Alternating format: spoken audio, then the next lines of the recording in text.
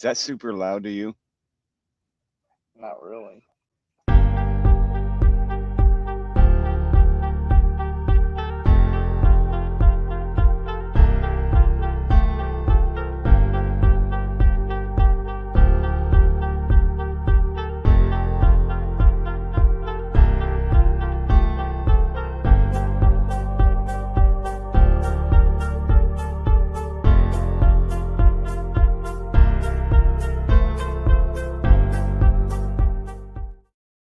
What's up, everybody?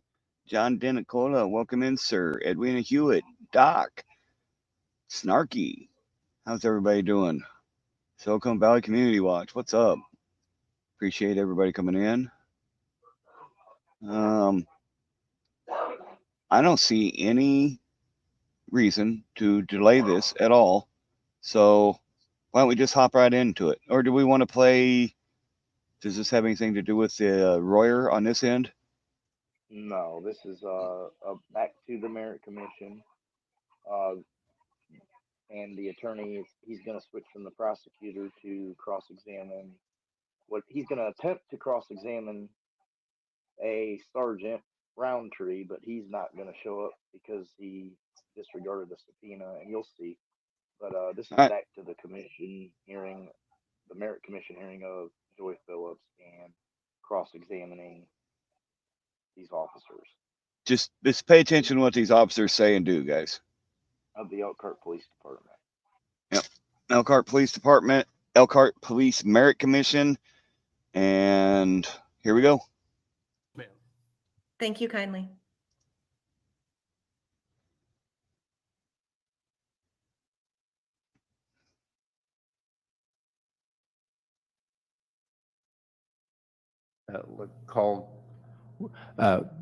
Respondent would call Carl Roundtree. Excuse me, I apologize, Brandon Roundtree.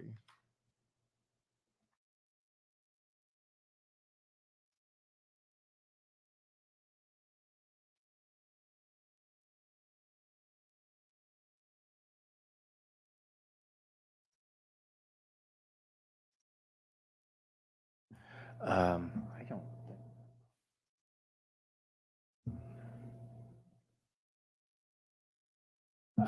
Brandon Roundtree has been subpoenaed to be here. He does not appear to be present.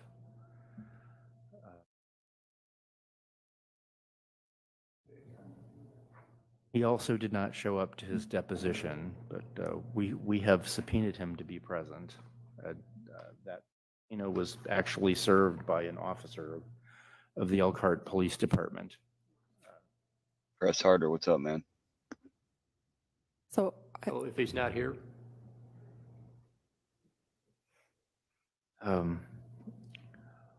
we would ask that the city produce Officer Roundtree.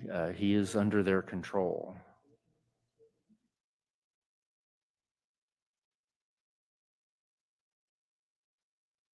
So I talked with Officer Roundtree this morning. He has never received a subpoena for these proceedings.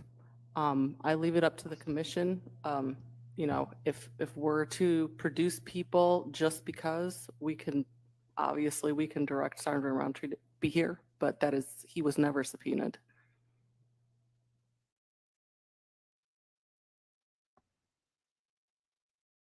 Right, What's up, everybody? We're not going to do a lot of stopping and talking. We're just going to let the video Your speak Honor, for itself. Service was brought to, of the subpoena was brought to the police administrative office by an Elkhart police officer, Officer Motz. It was delivered to the administration. It was not handed directly to Officer Roundtree in person, but it was taken to his place of employment and brought to his superior officers. Do you recall on what day that was? We can get that for you just a second.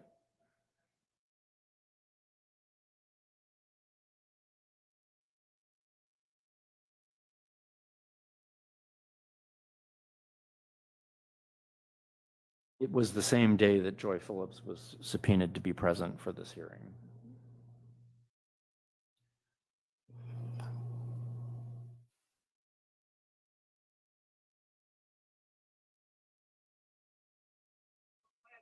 Did you see the councilman? He's like, how much more are you gonna do to embarrass this city? It's pretty much the most embarrassing you can get at this point. I mean, they're going to try. She was, Officer Roundtree was subpoenaed on August 8th. Well, that's interesting because the subpoenas that were signed by Judge Rickoff and this commission were signed on the 10th. So obviously that couldn't have been the day he was served with a subpoena that hadn't been issued yet.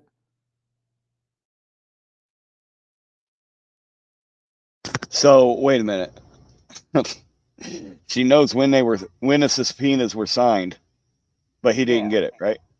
She has a lot of foreknowledge, but you know that's who prepared the case against this situation. I mean, like I said, I don't know if, I mean, she probably violated something, or I don't know, but you know, obviously she made somebody mad enough that right now all the laundry is being aired out. And to be honest with you, the way I feel about it is there's no public servants speaking up against the corruption in Elkhart as a whole, Elkhart County.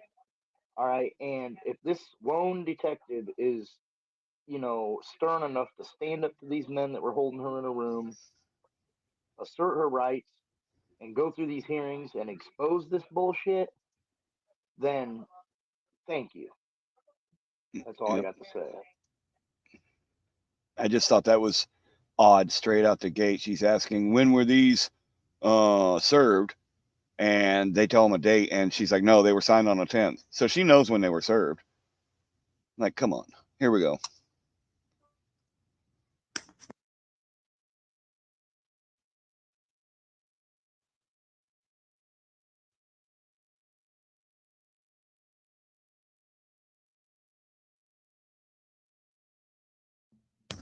To my house to serve me, and in turn received the subpoenas for the officers. I do know, huh? Which he did. He delivered. He stated that he would give them to the administration. Trying to find the email that was sent out showing that it was that we gave them to him.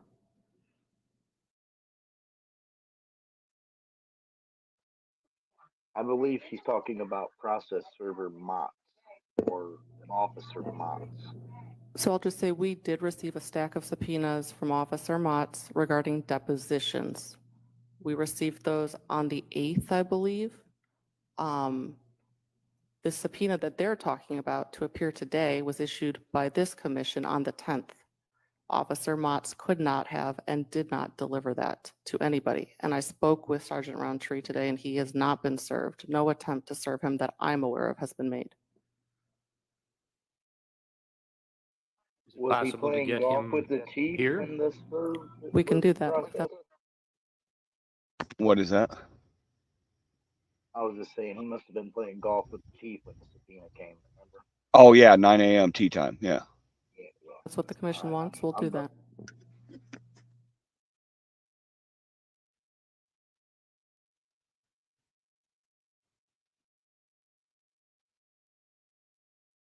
I think we should hear from him. Okay. Do you have another witness? Yes, Your Honor, we can call Assistant Chief Whitmire and immediately, and then perhaps Officer Roundtree could be made available at a more convenient time for him after lunch. Chief, remind you remain under oath from yesterday. Thank you.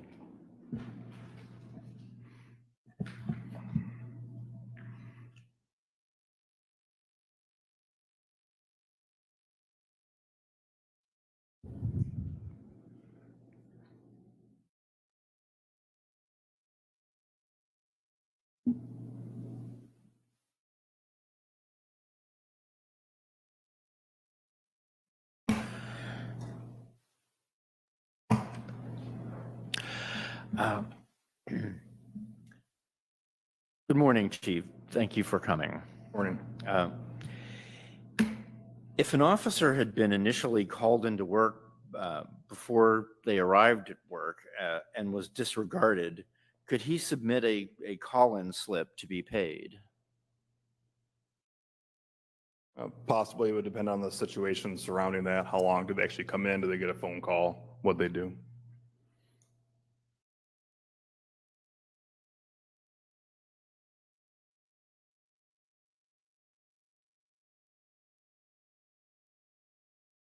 I'd like to go to the date of July 12th, 2022, as your department is investigating the possible burglary of the Bees 3 business.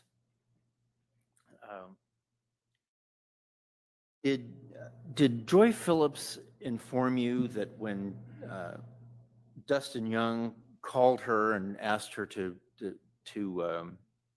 come in, that he hung up on her as she was asking for more details about the case?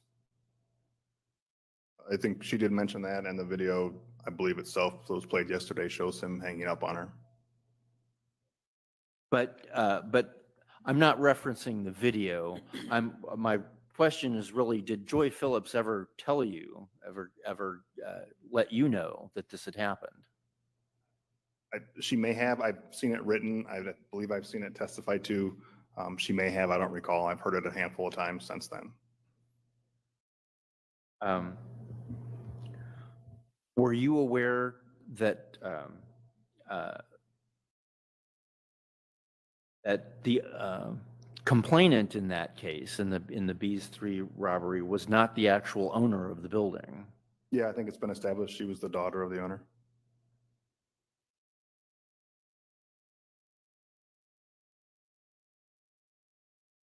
Did Joy Phillips ever make you aware, as you were investigating, as your department was investigating this alleged burglary, that at no point did the owner's daughter say that she saw the occupants of the gold Cadillac inside the Bees 3 building, and that nothing was stolen from the Bees 3 building on that day, as opposed to other days? So I think we established that we didn't have any witnesses that saw any of the two occupants of the gold Cadillac inside the building. To state as fact that nothing was stolen, if I remember correctly, it's a 13,000 approximately square foot building. It's hard to say what was or was not stolen based on what was recovered out of the car. I don't think that there was I don't believe the owner of Bees 3's daughter recognizes anything stolen, but typically in a 13,000 square foot building, there could be a handful of things missing that we may or may not have caught. But on the July 12th, 2022, the owner's daughter did not say, in fact, that something had been stolen on the 12th. Yeah, I don't believe she was able to say if anything was stolen or not stolen out of that building. She had complained that other things had indeed been stolen in the past, in the recent past, but she knew of nothing stolen on the 12th. Yeah, again, we don't know anything that definitively was stolen. There was a handful of burglaries. I think that's been established, yes. So there would have been there's no report of stolen items that could therefore have been inside the gold Cadillac. Can you rephrase that or repeat that? Since nothing was stolen that day, or there were no reports of stolen items on the 12th, there was no reason to believe that stolen items from Bees 3 would be found inside the trunk of the gold Cadillac. I think the two issues with that statement is that the focus, there was Sergeant Young reported, I think initially, either in a supplement report or in his body cam, he talks about the smell of alcohol. And at some point during the course of the initial investigation, there was a bar inside, and I believe alcohol had been previously taken from a bar. I don't know that we watched the video that showed it, but it's actually a stocked bar. It's a private one, I believe, but I believe they initially suspected that alcohol could have been stolen out of there based on the strong odor of alcohol surrounding the vehicle. It was well beyond, from my understanding, my interpretation of it, the strong odor of alcohol was beyond the odor of alcohol coming from someone's breath, right? It was like an alcohol spill. The other second nature with not knowing what may or may not have been stolen was the fact that the focus quickly became whether or not detectives were going to respond, and that kind of sucked the oxygen out of the initial investigation. But there were no facts connecting the smell of alcohol on the drivers to B's 3. I mean, there are a variety of places in Elkhart where you can get a drink. The underlying facts were that an officer saw a Cadillac backed up to an open door with the trunk open that later fled when the owner's daughter showed up. It was a bar was inside that building, and there was alcohol, to my understanding, spilled in and around that vehicle that they could tell.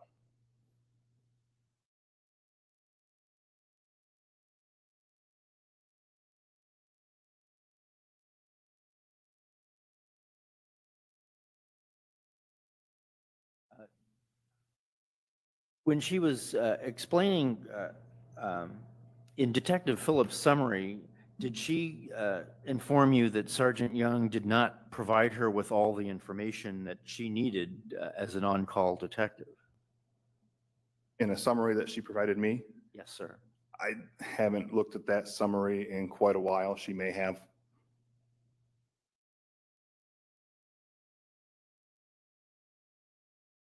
You know if there were any other detectives involved in the July 12th incident who failed to document their involvement in that investigation? I'm not aware, no. Counsel, let me just interrupt and say Sergeant Roundtree is now in the room. Oh, thank you, sir. Okay.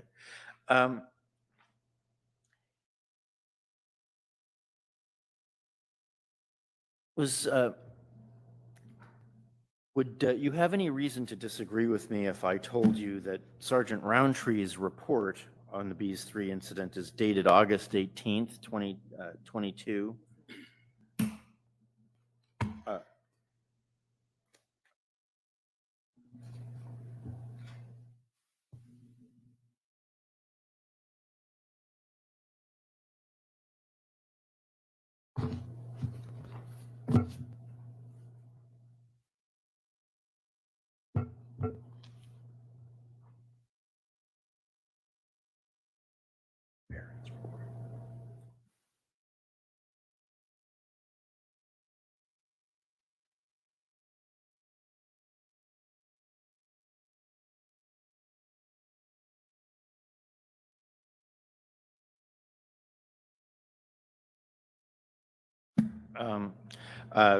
Officer, I'm going to hand you Exhibit 8 and 9. Could you identify these exhibits? These are, these are Phillips exhibits 8 and 9.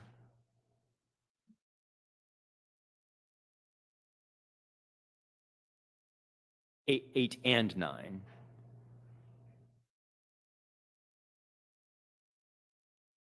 I don't see a distinction between 8 and 9. It looks to be at least a portion of an investigation from 1125 West Beardsley.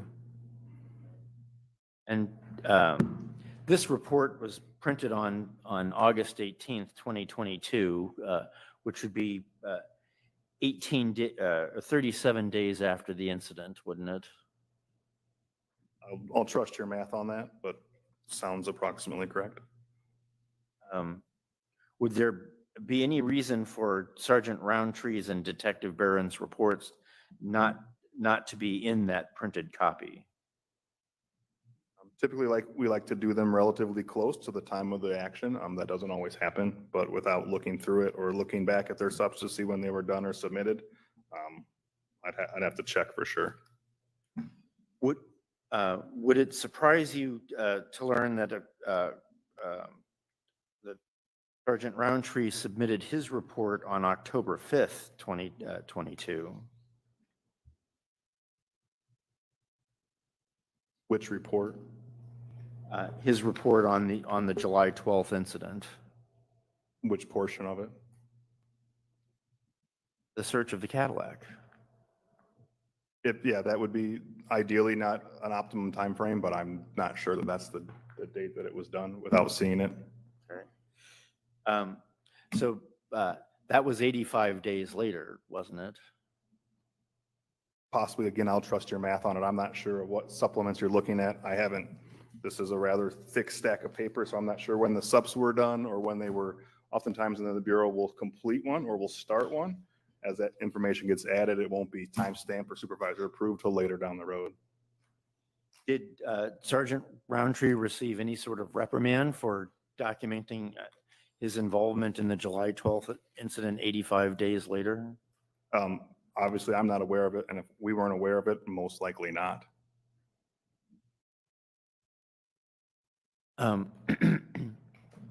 Isn't it part of the city's policy that you have to be aware of such things? Beware of That the report is submitted 85 days late? So it would be a supplement to a report, and as a captain and as the lieutenants in CID and the sergeants within CID, there's hundreds of cases that come through approximately a dozen detectives. Ideally, if those situations become apparent to us, yes, we address them. To be aware of every sup that comes through at every moment and time check and time stamp the hundreds of cases, whether it's arrests or follow-up or investigation, is near an impossible ask. Okay, I'm going to read to you from policy, Elkhart Police Department Policy 323. Incomplete reports, unorganized reports, or reports that are delayed without supervisory approval are not acceptable. Reports shall be processed according to established priorities or to a special priority made necessary under exceptional circumstances. Are you familiar with that policy? Vaguely, I believe so, yes. Was there some exceptional circumstance that justified Sergeant Roundtree submitting his report 85 days after the incident? Again, I'm not aware of that. I haven't seen the sup. I haven't seen the timestamps. I'm not sure that that was actually the case or how it's being represented in this. If there's an ongoing issue of detectives or officers repeatedly delaying reports, that gets brought to our attention and we address it. In this case, I haven't even seen the subs or the timestamps to be sure. Didn't Detective Barron search the Cadillac? I don't recall he was present during the search. I don't know if he was an active participant or not. He didn't submit a report at all, did he? I don't know.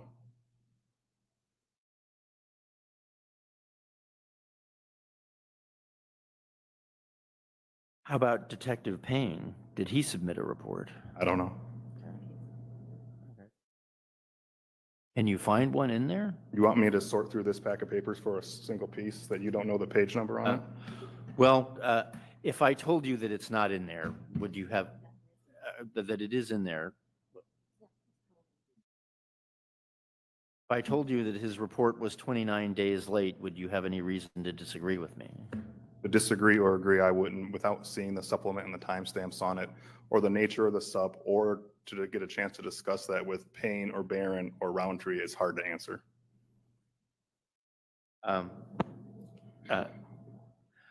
Was there any investigation regarding policy violations of late reports or failure to submit a report from for Sergeant Roundtree and these other detectives? Reference this? Yes, sir. Not that I'm aware of at all, no.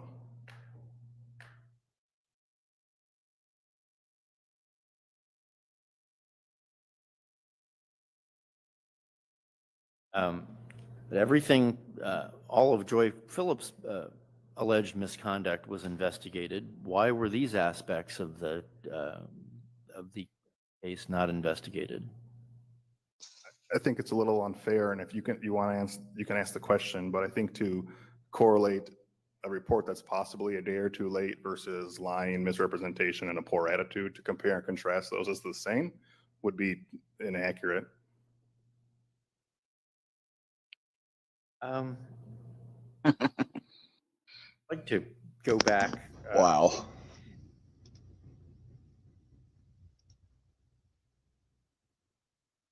Isn't, you know,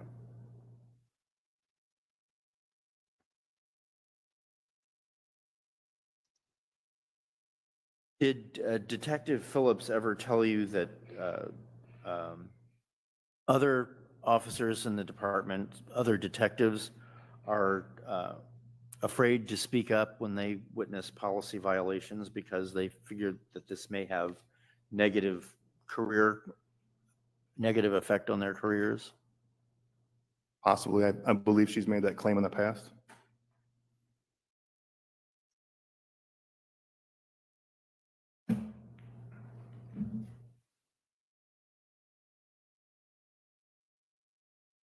What would happen to an officer if he observed police misconduct and failed to report it?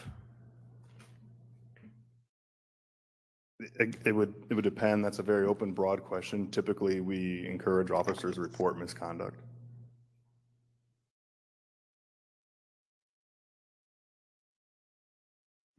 Are officers generally obligated to report police misconduct if they observe it?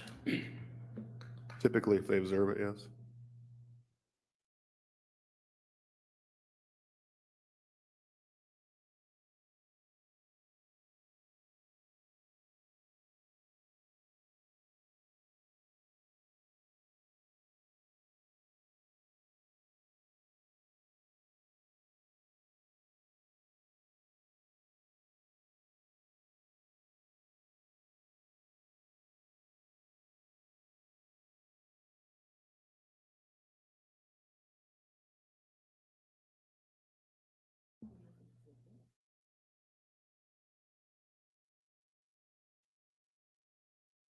Chief, I'm going to hand you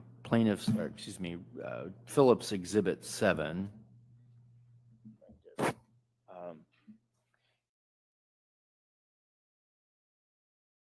IT, could you please put Phillips Exhibit 7 on display?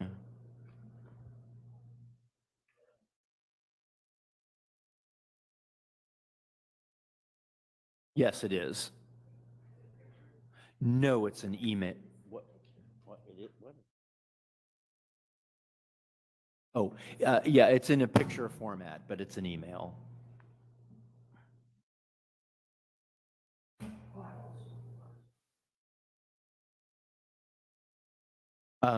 It's page by page, so you may just display the first page. The 4-page email with a photo of each page.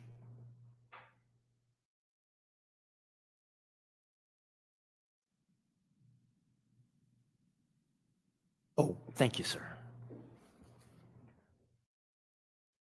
Officer, do you recognize Exhibit 7?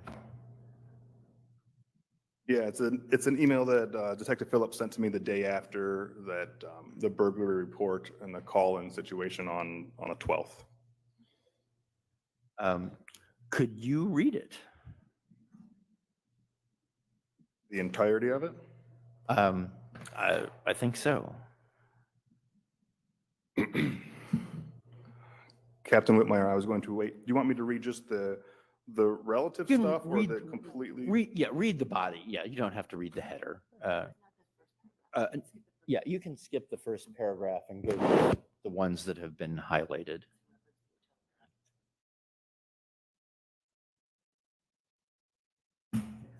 On 7/12/22 at approximately 16:47 hours, dispatch called and advised that Sergeant Justin Young was requesting that I call from on his department cell phone. When I called him, he advised that they had a burglary where an officer had been driving past a business which had been broken into several times over the course of the last few weeks and observed a gold Cadillac in the parking lot. So he called the owner to ask if anyone should be there, and she advised that no one should be in the lot. When the officer turned around, the car was gone. He proceeded to say that the owner got there. She saw the vehicle leaving the scene and got into pursuit with the gold Cadillac and chased it over 100 miles an hour until he crashed. He stated that both the driver and the passenger were taken to the hospital and one was in critical condition. He advised that the vehicle flipped several times and that the contents of the vehicle was thrown through the roof due to the force of the accident. He advised the reconstruction was coming to handle the accident. He stated that the owner, that there were bottles of alcohol out at the scene. I asked him what the business was, and he stated B3s. I informed him that I was not familiar with it, and he stated that he wasn't either. I asked him if it was broken into, and he said yes. There was forced entry. I asked him if anyone saw the suspects in the vehicle leaving the business. Could anyone prove that they were the ones that broke into the business? And he stated that Van Scoik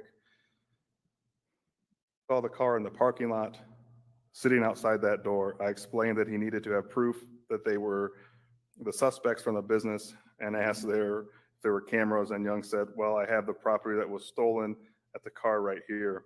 I asked him how he knew it was stolen merchandise from the building. He said that would be for you guys to figure out, I would assume.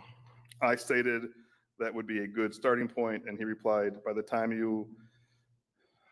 we will have the investigation done, so do you just want us to do it? I need a glass of water. Continue reading. Yes, sir, please. Is there a gist to this? I was being somewhat sarcastic, but I'll get it when I'm done. Did you need? I'm okay. Is there a gist to this you want me to point to? I will have some questions for you after you read it. Is there a concept or a theory that the question is coming from? It's posted up for everyone to read. I guess if I can continue to read it, it's just, if there's a specific driving question, I'm familiar with it. Do what you're told, You Andrew. want to point to a section of it? I can read that section and answer the question in that section.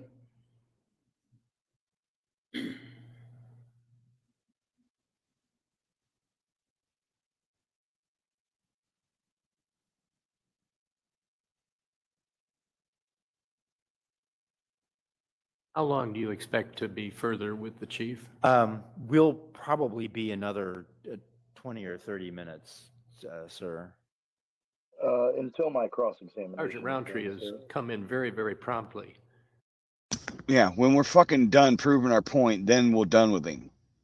Until then, he can sit right there like a good bitch and answer our questions. Well, you see how the judge or whatever the guy is here. He's interrupted several times when witnesses are being cross-examined for whatever reason. He's trying to direct. And I do believe that's a judge that they're talking to. That's just fucked up that he would do that. Wasn't that the one that was peeing, that the other guy was in charge now? Yeah. Unreal. This whole hearing is just let her rip. It's good to go. We're then looking at a lunch break and possibly cross-examination of the chief. Can you estimate when you expect to put him on the stand? Probably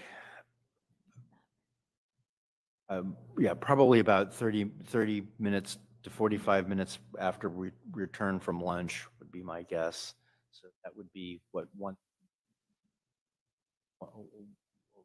Sergeant Roundtree, can you come back at 1:30? Yes, sir. Thank you. We'll see you then.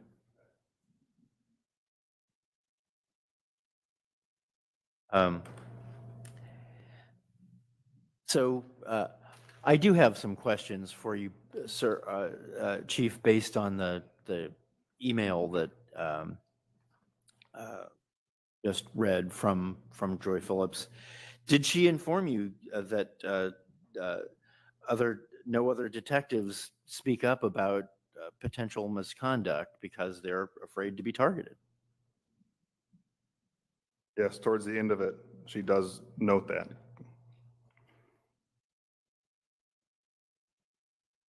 Did you do anything with that complaint? I believe that complaint has been addressed a handful of times. I'd have to look back. I know there's some other officers involved in addressing complaints that Joy's brought forward on behalf of other officers, but I don't have specific knowledge on them or intimate knowledge of those investigations. Well, how was that complaint addressed? In this sense? Yes. Well, how was that specific complaint addressed? I know that a majority of our members won't speak up or speak on how they feel because they do not want to be targeted, but we do share it between us. So in this particular case, later she specifically mentions other officers that refused to write a search warrant. I believe it was touched on a bit yesterday. So at the time we heard those, that they refused to do search warrants, I had talked to those detectives specifically.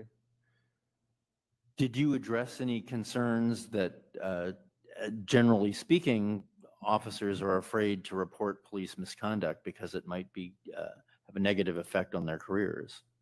Did I go around to the department and ask everyone based on Joy's vague comment? No, I did not. How about the detectives? I was, as the captain back there, I was previously a sergeant. I talked to most detectives on a pretty regular basis. I made a habit of going around and talking to them. Oftentimes it would be uncomfortable if I specifically said, hey, a third party had made a complaint on your behalf. We had gotten a handful of those from Detective Phillips over the course of the years. But I would oftentimes check in on them and see how they're going, what's going on. And usually with a casual conversation, they would make comments or talk about how things were going, or I gave them an opportunity to start sharing concerns if they had them. Did you ask for any kind of independent investigation? Did I call the Indiana State Police based on the sentence written by Detective Phillips? Is that what you're asking? Or for any kind of independent investigation? Again, I know there's been at least one occasions, if not two, where Detective Phillips has made a complaint on the behalf of somebody else and they've been investigated. Well, is there a procedure for taking a complaint and investigating it? Yeah, if a complaint comes in, it'll get entered and either looked at the shift level or by internal affairs. Was that done in Joy Phillips' case? In this sense? Yes, sir. So Detective Phillips said that the entirety of the department feels like they're targeted? That there is a concern among many officers that they cannot report police misconduct. Are you asking what we did or did not do based on this? Did you even log in a complaint? That's all my answer, all my question. I don't believe a specific complaint was logged in based on that sentence, no. Doesn't the policy require that? I guess if you would determine that is a complaint, I would assume that a detective who has multiple years of service on the vague nature of just slinging mud at the wall to see what sticks, it was not entered as a complaint, no.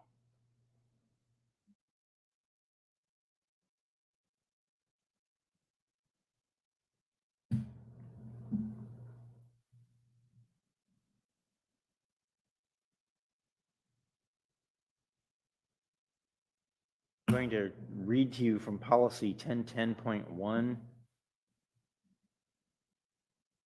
Policy provides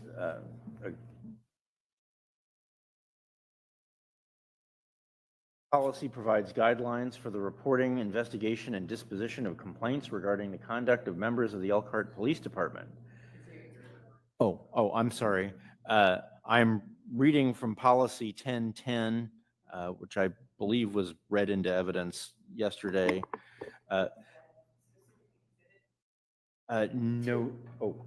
Yes, ma'am. So that's respondent exhibit 2? Yes, ma'am. This policy provides guidelines for the reporting, investigation, and disposition of complaints regarding the conduct of members of the Elkhart Police Department. This policy shall not apply to any questioning, counseling, instruction, informal verbal admonishment, or other routine and unplanned contact of a member in the normal course of duty by a supervisor or any other member. Nor shall this policy apply to a criminal investigation. And then 1010.2, the Elkhart Police Department takes seriously all complaints regarding the service provided by the department and the conduct of its members. The department will accept and address all complaints of misconduct in accordance with the policy and applicable federal, state, and local laws, municipal county rules, and the requirements of any collective bargaining agreements. It's also the policy of this department to ensure that the community can report misconduct without concern for reprisal or retaliation. Was not investigating that Joy Phillips complaint in accordance with that policy.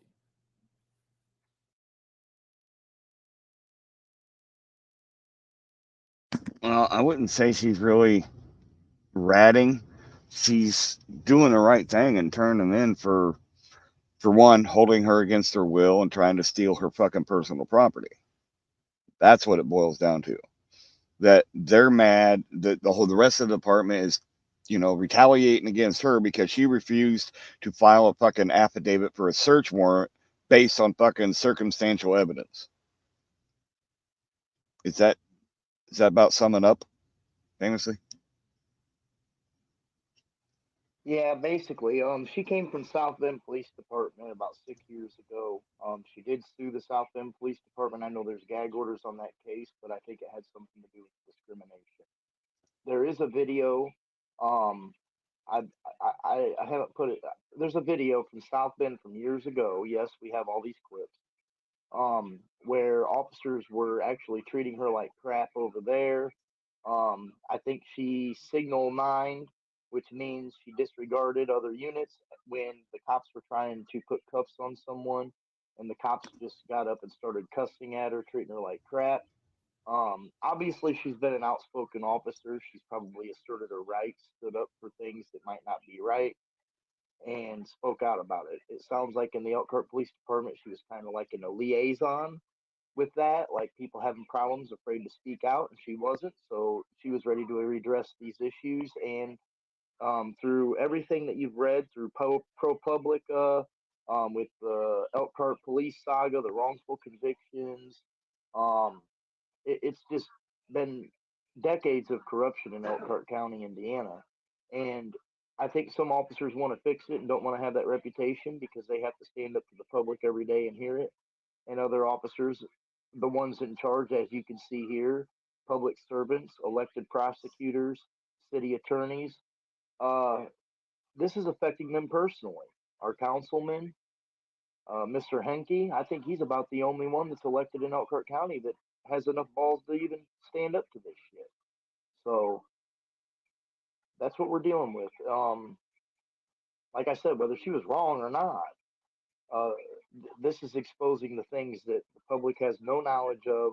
The local media will not cover it with a 10-foot sword. They won't touch it. They won't even poke it.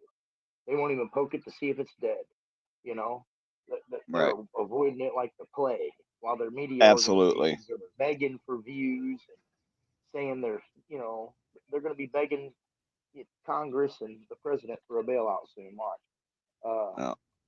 because we'll disseminate it.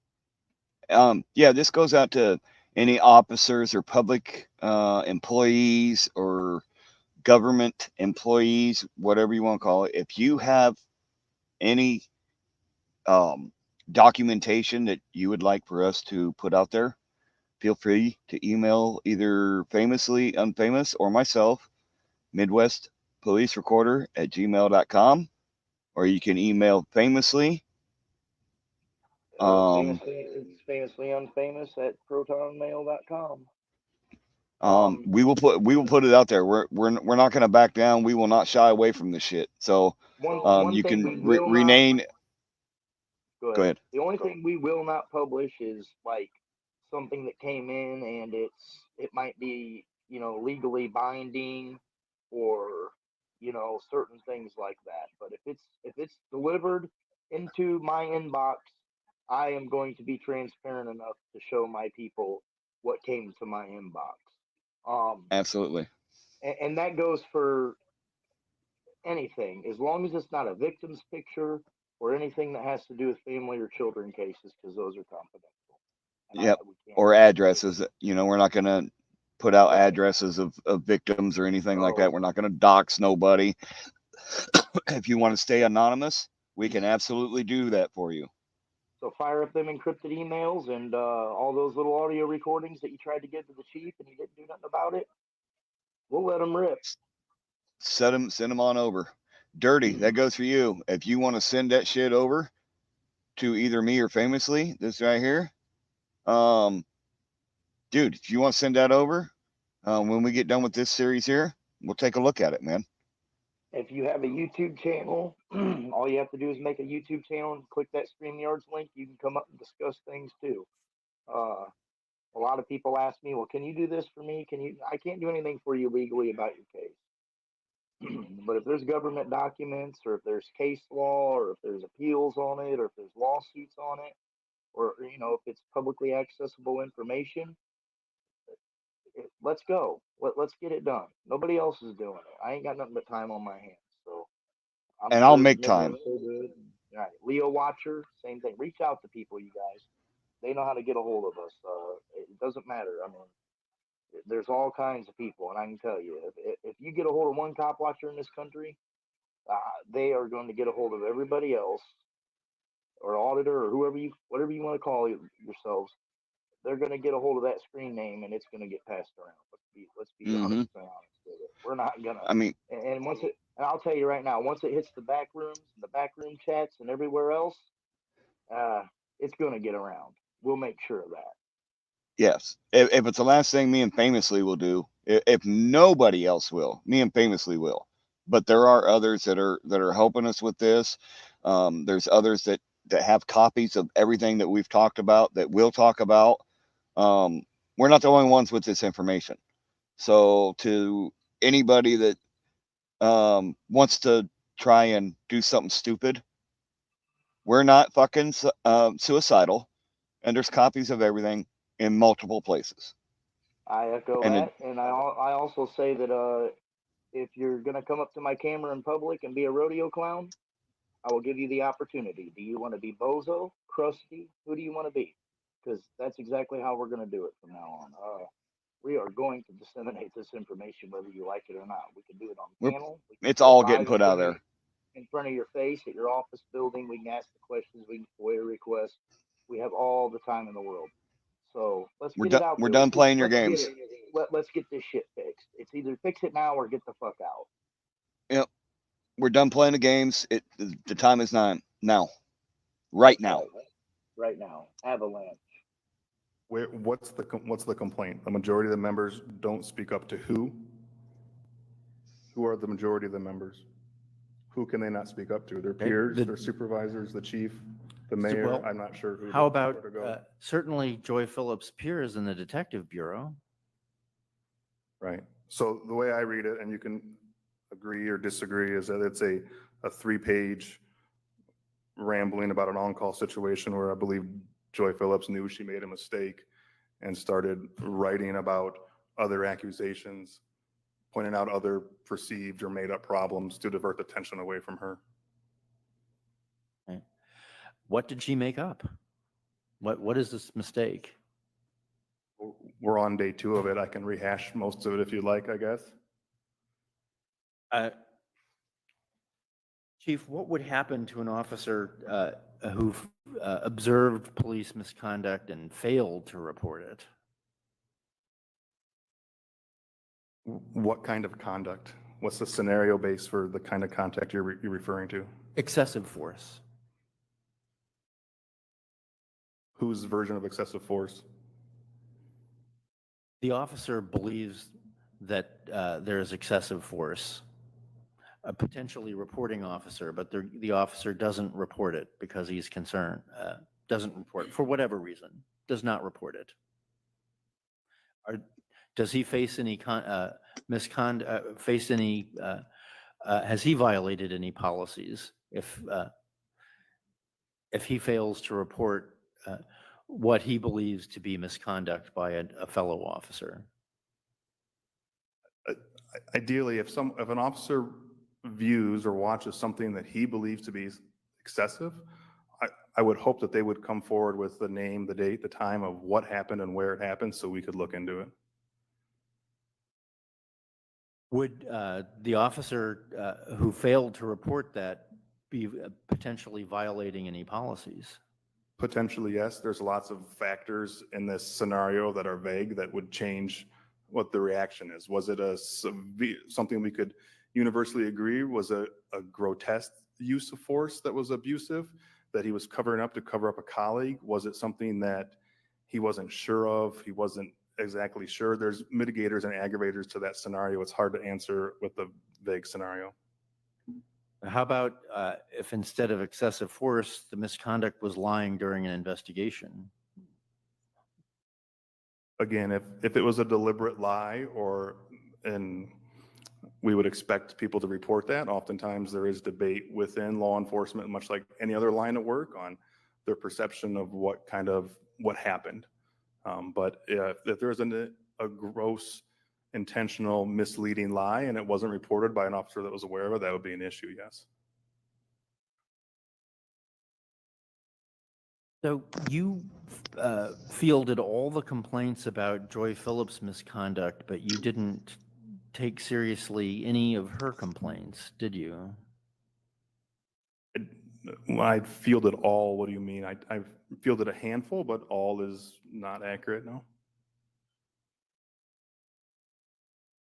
But you investigated Joy Phillips, and you eventually brought charges against her, but you did not investigate anything that she alleged. I don't recall investigating much of anything other than at a shift level or division level on some of the claims she made, that concerns around her claim that we had several detectives refusing to write search warrants or refusing to follow orders that were lawful from supervisors. I looked into that initially just to make sure we weren't completely missing the boat within the division. To say I investigated as far as IA or formal investigated or that I brought charges is not accurate.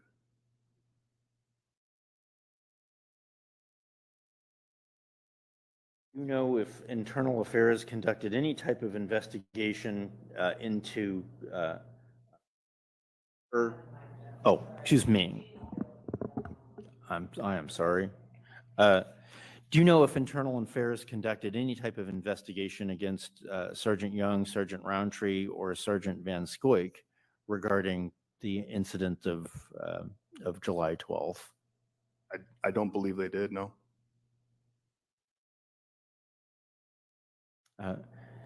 Did you inform Detective Phillips that there was no investigation and that you weren't going to look into any of her allegations? Did I inform her that I wasn't going to look into any of the allegations? Yes, sir. I don't know. And I guess I never sat her down and said, hey, Joy, what you provided me referenced this recent incident that we're going to completely ignore. No. Some of the allegations, again, like I mentioned with the detectives, the concerns on Van Scoik's video, those things were obviously looked at in the culmination of the investigation. We looked at much like most of us have in the last few days. We've looked at the body cam and haven't been able to sustain, from my understanding, any of the allegations that she made against other officers. Did you inform Joy Phillips that there was an investigation about her? I believe I did, yes. How did you do that? I believe I spoke with her and handed her a letter. I would have to look back at what I gave her. Okay. Did you interview Joy Phillips? I did not know. Okay. Do you know if anyone interviewed Joy Phillips regarding those allegations? I believe that's been asked and answered several times. I'm not aware of that. I know I haven't.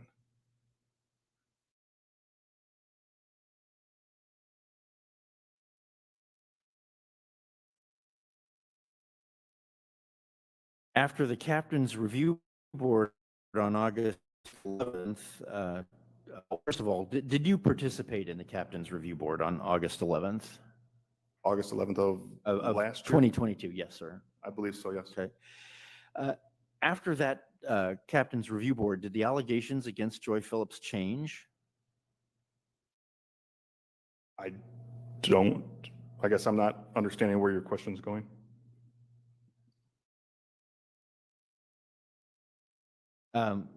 Did the charging affidavit differ from what was in benchmark? I would have to look. I know from the captain's review board, there's a handful of policies listed on the sheet that I gave then Chief Chris Seymour. Some of them were sustained, some of them were unsustained. I don't remember what actually came out of benchmark compared to what made it on that review sheet and or what Chief Seymour put on his final letter. Well, do you recall informing Detective Phillips that she was being accused of omitting facts or misrepresenting facts regarding the July 12th incident, and that she would be given a specific list of her omissions or misrepresentations? I remember telling her the nature that that there was the concern about the omission or misrepresentation of facts. I don't remember the specifics of the conversation.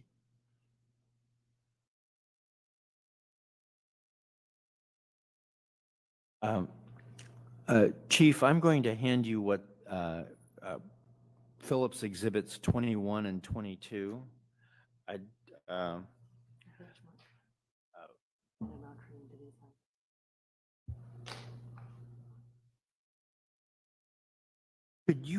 could you identify those exhibits?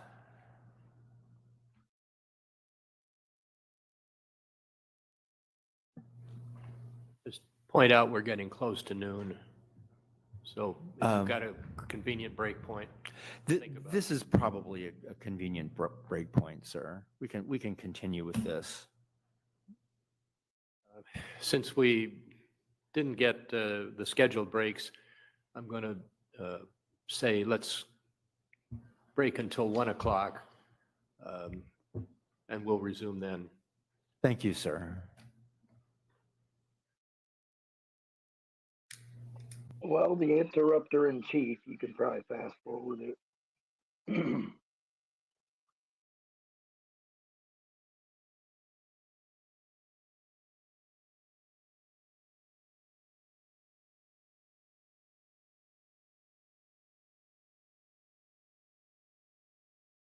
We'll let it play here because I don't want to go past any of them saying anything.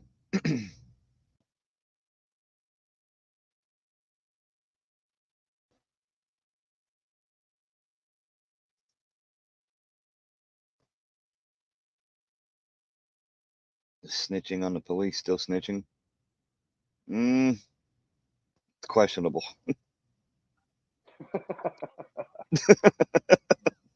It's questionable. Nothing you say to an officer is off the record. Order. Especially when he can be Welcome back, cross-examined. everyone. I hope the break refreshed everyone.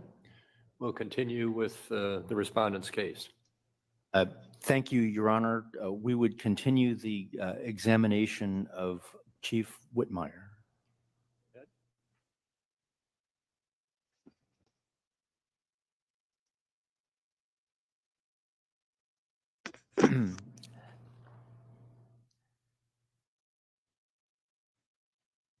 Chief, according to the benchmark complaints that you provided Detective Phillips on August 6th, what were the accusations against her?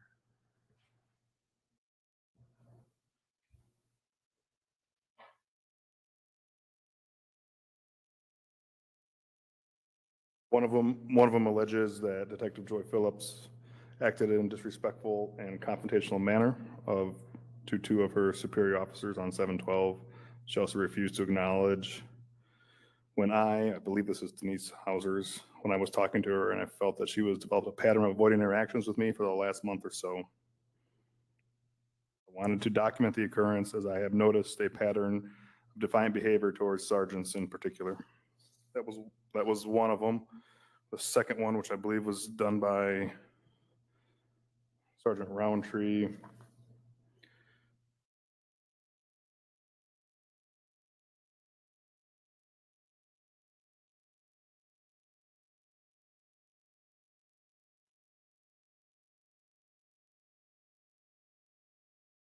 In essentially summary, it points to the actions of Detective Phillips on the day, the disrespect that Sergeant Roundtree felt in the conversations that she had with Detective Phillips during the call-in procedure, and I believe some of the information that he was told versus what was later told, or was what previously told to Dustin Young and then told to Sergeant Roundtree. What were the alleged events that Detective Phillips was accused of being insubordinate about? Excuse me, let me rephrase that, sir. In what way was Detective Phillips insubordinate? In these complaints, without going through them word by word, I'm not sure that insubordination was one of the claims. Well, what was she accused of failing to do?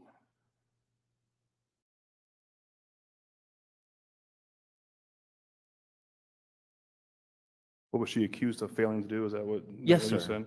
Yes, sir. I believe it's the fair representation of facts or evidence that was presented to her and how she relayed those to Sergeant Roundtree. And I believe the other portion was both her attitudes or actions towards Sergeant Denise Hauser earlier in that day during the regularly scheduled shift and her actions towards Sergeant Roundtree later in the day. Do you recall informing Detective Phillips that she was being accused of omitting material facts or representing facts regarding the July 12th incident at B's 3? I believe I did inform her that. I don't remember the nature of how or when, and whether it was written or verbal. I don't recall exactly. Did you tell her that you would provide her with a list of the facts she omitted? I don't remember if I did that or not, no. Did you ever supply her with those facts? Much like I don't remember if I told her or not.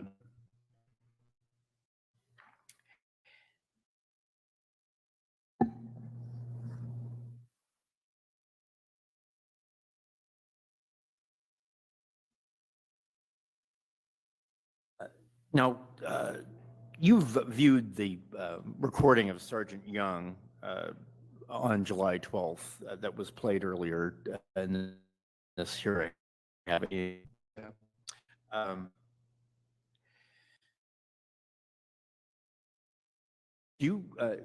did you notice any place in that recording where Sergeant Young tells or explains that that Sergeant Van Scoik observed a door open at 1125 West Beardsley? I don't remember that specific portion of it.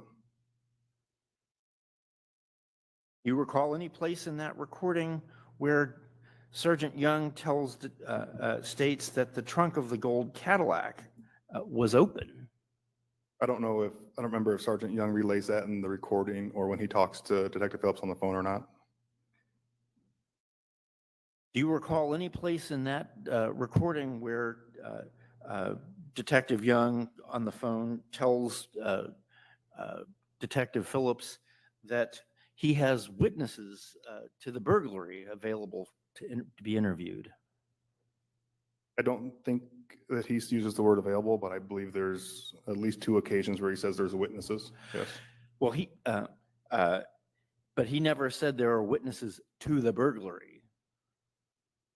I would argue that if an officer drives by and sees a car backed up, whether he initially explained that the trunk was open and a door to the building was open or not, he would be a witness. I would also say that whether it's the owner or the owner's daughter arrives and finds people on foot in or around their 13,000 square foot warehouse that's been burglarized several times, although she may not see them in the building, to say that that's not a witness doesn't do justice to the investigation at all. So she, in fact, in my opinion, was very much told there was witnesses available.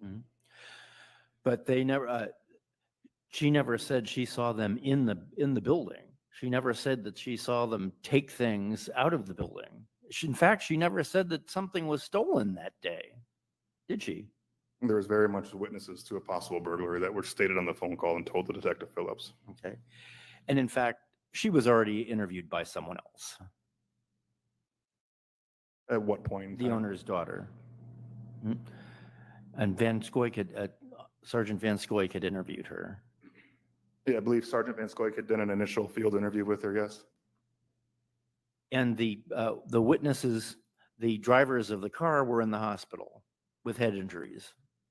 I don't know the nature of the injury. I know one was, if I remember correctly, Sergeant Young mentions that one was at Memorial and critical, and the other one was EGH. I don't believe the one at EGH was critical. In fact, I think an officer went out and spoke with him that evening.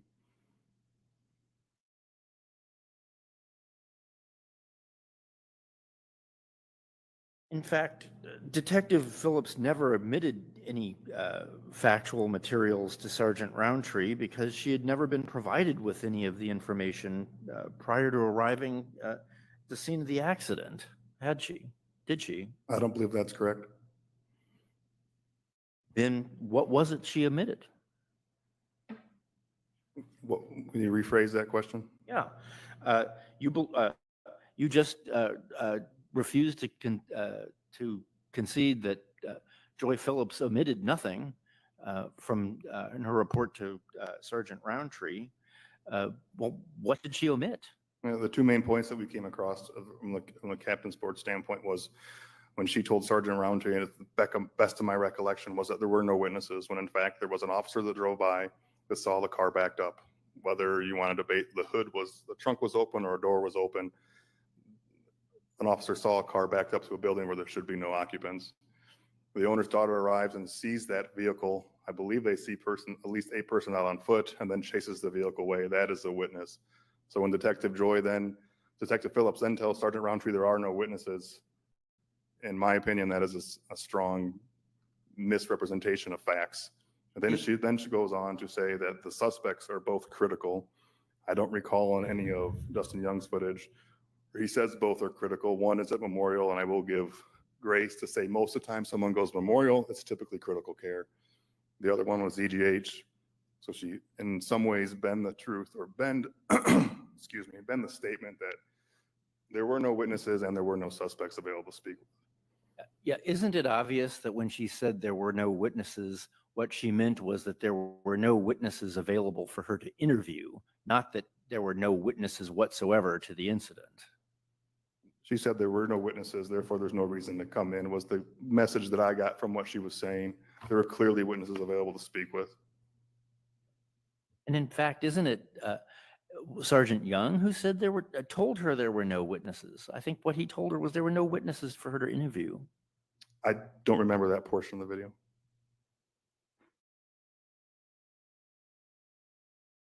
On the video, he doesn't give her any names, does he? And he does not give her any names of witnesses for her to interview. So if we don't have names, they're not witnesses. I believe he offered to give the names. I couldn't hear the other side of the conversation. Again, an officer witnessed the car there. An owner's daughter chased him away. There was witnesses of the crash that would put those people in the car as they fled the car, the one that was available. There were very much witnesses available to do an initial investigation. To categorize there as there being no witnesses available is incorrect and untrue.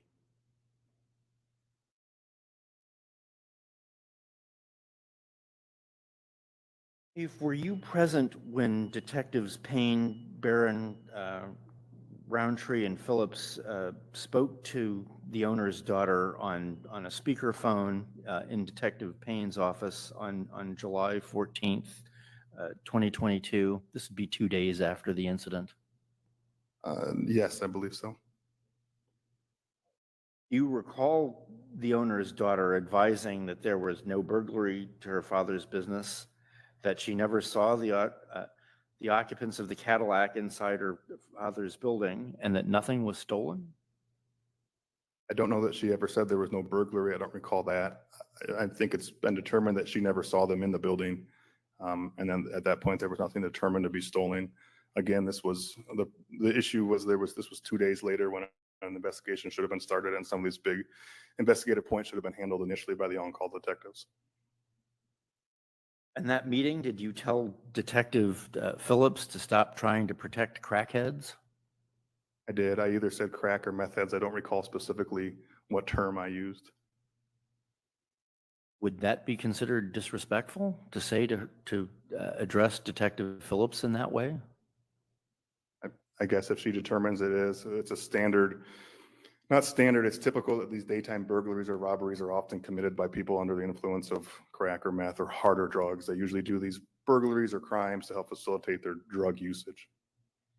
And at that meeting, Detective Phillips told you that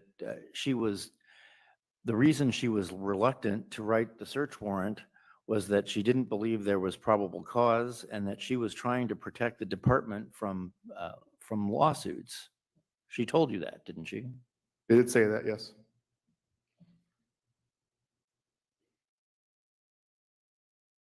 I'd like to change gears a bit, sir. Did Sergeant Hauser eventually file a complaint against Detective Phillips for downloading videos regarding the November 1st 2022 episode? There was a complaint filed by Detective. I believe she's the one that authored it. I'm not sure. Do you know what videos Detective Phillips was accused of downloading? I'm sorry. Did you say? Yeah. I'm unclear on what scenario you're pointing to. Do you know regarding the complaint that Detective Phillips improperly downloaded videos? You are familiar with that allegation, aren't you? I'm familiar with the allegations. I haven't seen the entirety of that investigation or what specific videos that you're referring to. Okay. Well, do you know what videos she was accused of downloading? I'm based on the last few days and what I've heard, it would be videos surrounding the burglary.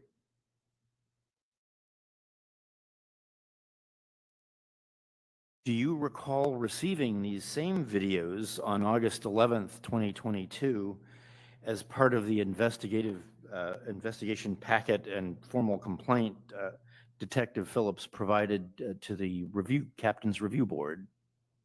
There was some information provided. There was a 21-page written response. I believe there was some videos. I don't recall specifically. You were part of that captain's review board, weren't you? Correct. At that captain's review board, no one told Detective Phillips that it was inappropriate for her to download those videos. Isn't that correct? I don't know if we did or didn't. At the time, we weren't sure what was on them. I don't remember Detective Phillips relaying what was on them necessarily during the captain's board, but we hadn't any time to, at that point, we hadn't any time to review what was in the packet other than as Detective Phillips had an opportunity to talk to the captain's board. We were skimming through what she had written. Okay. Do you know what those videos are today? I do not know. Wouldn't you have reviewed those as in your role as a member of the captain's review board? Mic drop. The evidence that the subject of that review board provided in her defense? I don't know when we would have reviewed it. If much of it is body cam, it would have already been reviewed prior to the captain's board. So much of that was most likely redundant, and it was later reviewed. Thank you, much Doc. of it was kind of very much irrelevant to the nature of what she was being accused of.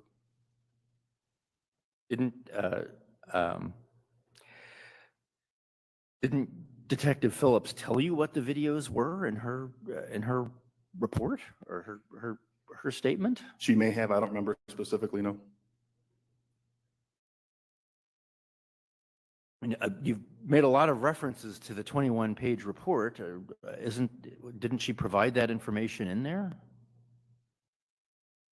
Whether she wrote it down or orally gave it to us, I don't remember exactly. I know there was a packet with 21 pages and possibly a DVD or a thumb drive. I don't recall exactly. Do you recall Detective Phillips' complaint to both the Board of Public Safety and the videos, and her complaint to the Police Merit Commission advising in the header that she had videos of the July 12th, 2022 incident in her possession and that she would be willing to release the viewing of these videos once the case had been concluded? I don't remember the verbiage on either of those complaints that if I ever saw them.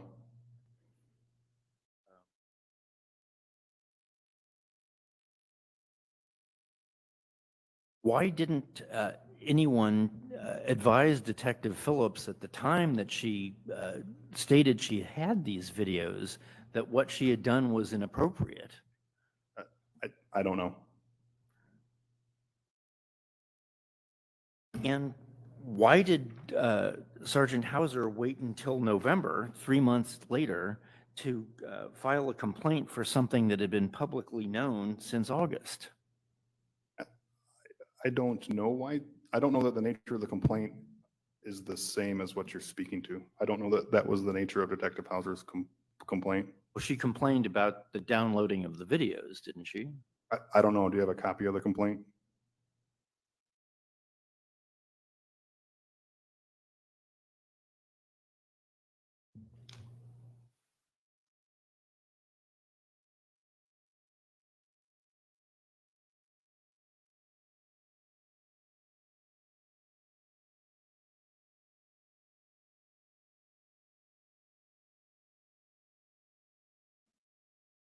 Just a moment, sir.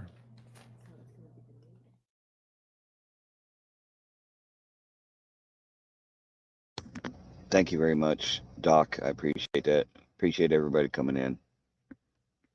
It means a lot. I feel this is very important. That's why we're doing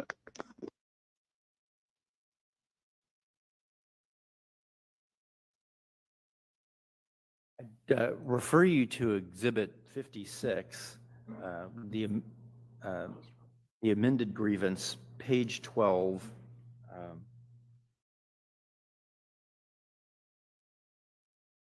Accusation, oh, I'm sorry.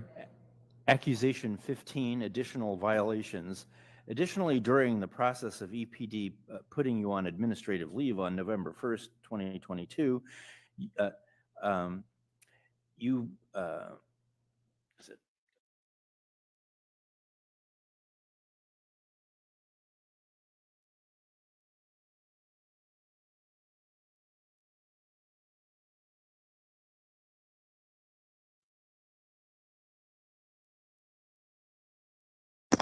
Guys, do me a favor. Share this out there. Share this out there. Okay. It's, pardon me, it's accusation 13. On What- page 12. What document are we reading from? Exhibit 56. You downloaded multiple videos and reports from an ongoing criminal investigation. You used Elkhart Police Department camcorders to record parts of the ongoing criminal investigation. Do you mean your Exhibit 56 or my Exhibit 56? B. Phillips Exhibit 56, page 12. First full paragraph at the top of page 12. You downloaded multiple videos. That's Vicki Becker's letter.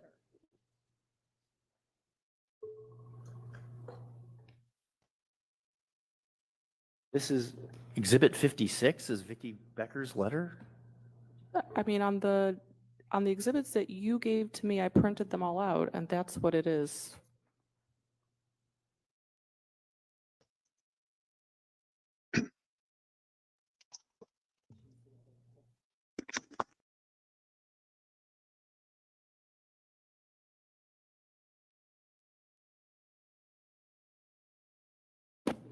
Okay.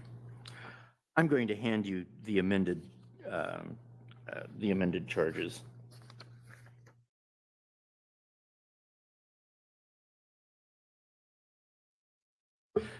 Sir, I'd like you to read the first paragraph at the top of page 12 of the amended charges.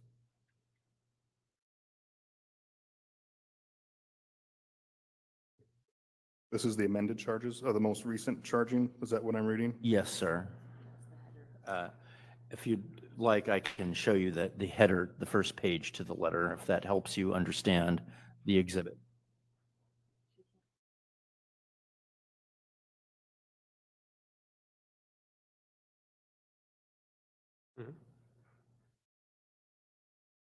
Go ahead, sir. And sorry, before I read this, what was the nature of the question? It's been a second.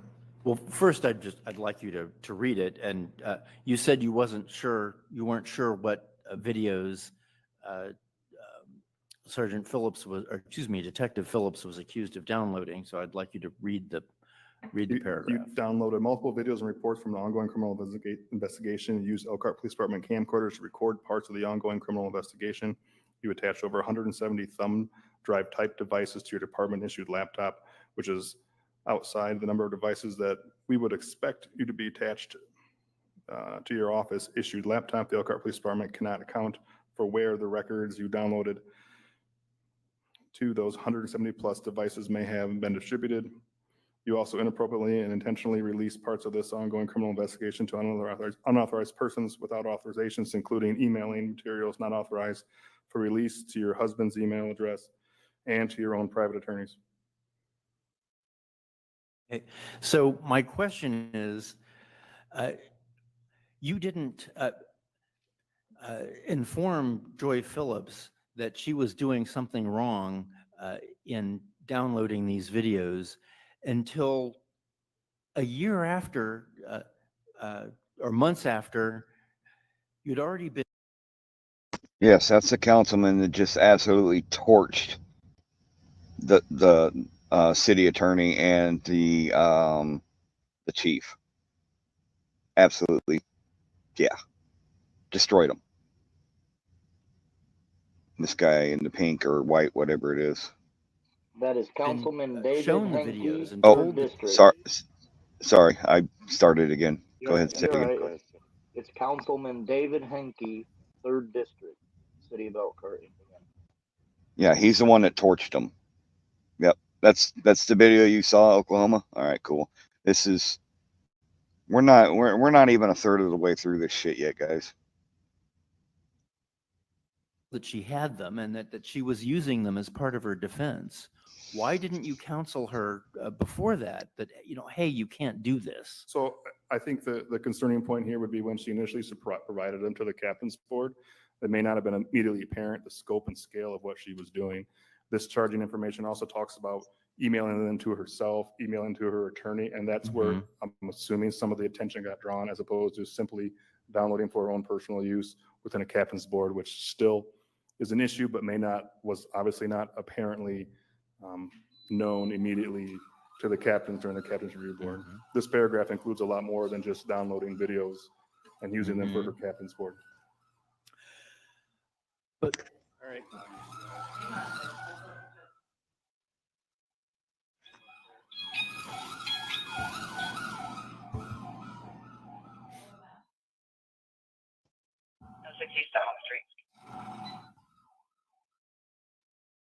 Good.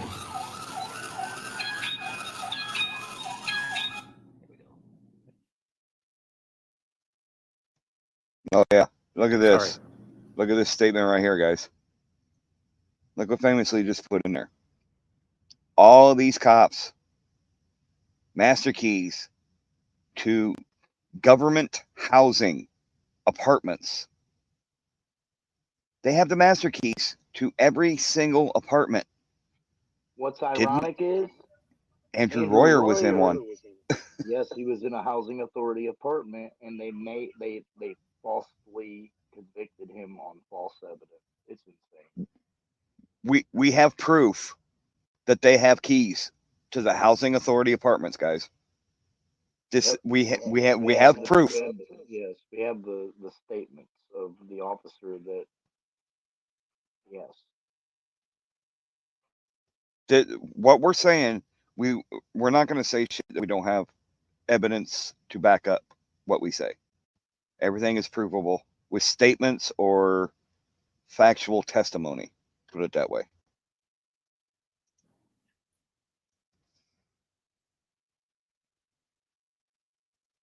Did you tell Sergeant Hauser to write up Detective Phillips regarding this violation? Excuse me, the first allegation, I'm sorry. Did you tell did you tell Sergeant Hauser to write up Detective Phillips? No, I did not. Not necessarily regarding the videos, but anything else? No, I did not. Okay. Did someone else tell Sergeant Hauser to write up Detective Phillips? No, it's not. That's never been in any. I've lived in government housing. That was never in any fine print or anything that cops would have fucking keys to your residence. Well, I mean, they wouldn't be able to write a search warrant. I would definitely not want any of them officers investigating anything they have access to. Absolutely not. That'd be a conflict of interest. I don't believe so. I can't testify for somebody else. Okay. Did you provide any assistance to Sergeant Hauser as she? Sergeant Hauser and Sergeant Roundtree came to me shortly after the 12th. I believe it was the morning of the 13th, and had concerns about Joy's behavior. And at that point, we were switching back between RMS as a complaint module and Benchmark, which is another software system, as a complaint module. They spoke to the nature of the concerns, and their question was, does it go in RMS or does it go in Benchmark? Okay. So Sergeant Hauser's response to Joy Phillips was supposed to be a supervisor counseling, wasn't it? She wouldn't necessarily determine what happens with her disciplines or her complaints that she documents. So what Sergeant Hauser intended as an informal counseling got turned into a formal complaint, which in turn led to Phillips going to the captain's review board. The two complaints were similar in nature and based on the same day, so they were combined and addressed together. And you told Sergeant Hauser not to tell Detective Phillips about the write-up, didn't you? Yes, I did. I believe Sergeant Hauser's was first to be entered in a benchmark, and we were waiting for some of the IA staff to get back into the building as the second complaint from Brandon Roundtree was entered, and then the supplemental information from Dustin Young. Knowing that there was two coming that were very similar in nature, we held off notifying her until it could be assessed on which direction it was going to go. So you held on to Sergeant Hauser's complaint for 5 days. I did not hold on to it for 5 days, but notification to Joy was held off for a few so IA could assess and make an initial assessment on kind of what their plan of action was going to be. Had any supervisor counseled Detective Phillips about these complaints? Like sat down and spoke with her? No, not until she was notified. That's the first level of progressive discipline under department policy, isn't it? Is informal discussion? It depends on the nature of the accusation. If the violation is more severe, it's less likely to be just informal discussion. There's mitigators and aggravators to that. And termination is the last step in progressive discipline.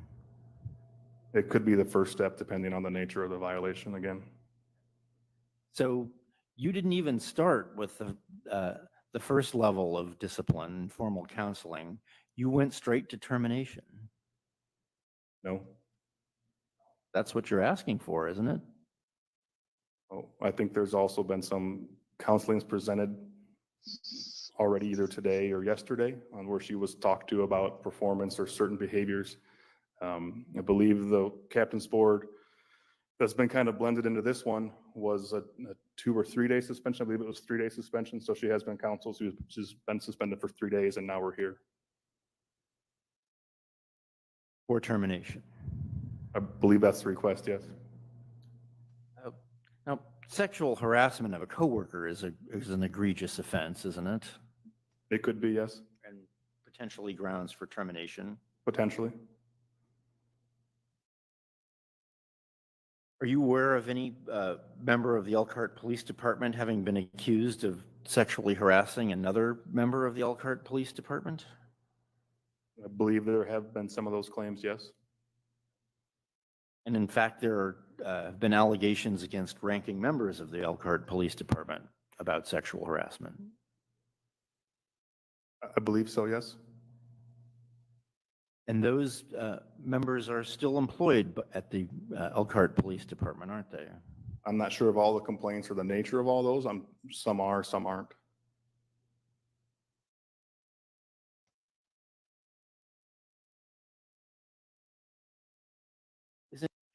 They're actively protecting sexual predators within the workplace. My God. Part of your duty as the assistant chief to know the status of those allegations and whether the subjects of those allegations are still employed at the department? To some degree, yes. It's also 140 some odd employees, and some have been there longer than I have, some shorter, so it's difficult to keep a track of everything all at once, especially if it's not relevant in the relatively current time frame. How about the people who filed those complaints? Are they still employed at the Elkhart Police Department? Some maybe not. I don't know all of them.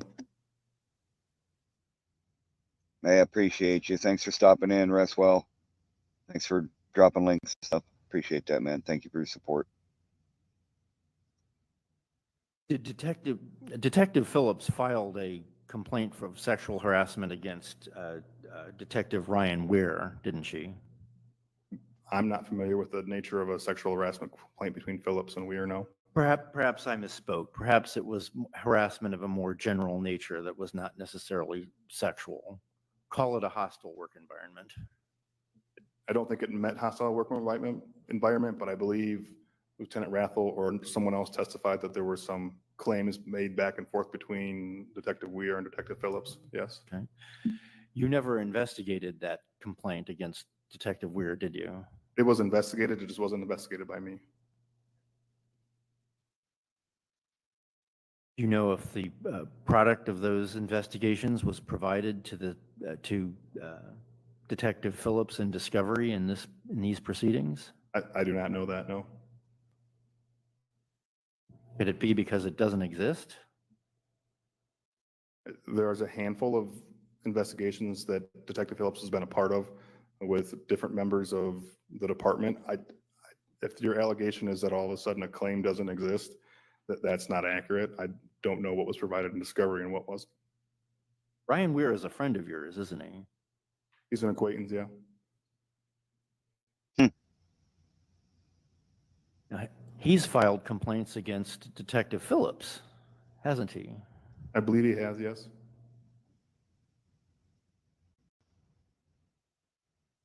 Did you ever give Detective Phillips a letter saying that she would face a captain's review board next day for a complaint that Detective Weir filed against her? The only time I think that would be even possible, there was a complaint, an ongoing complaint, an investigation with Internal Affairs that was going on amongst several of the detectives back in the Detective Bureau. As I went to IA, and Andy Anderson, the previous IA before me, had left, and I had helped distribute some of the paperwork towards the end of his investigation, but I was no part of it. That's the only thing I can think you could be referring to. Okay. Detective Phillips was never interviewed regarding Ryan Weir's complaint against her, was she? I have no knowledge of any of those investigations. I was not part of any of them. So if Detective Phillips testified that she was never interviewed regarding Ryan Weir's complaint against her, you would have no reason to disagree with that.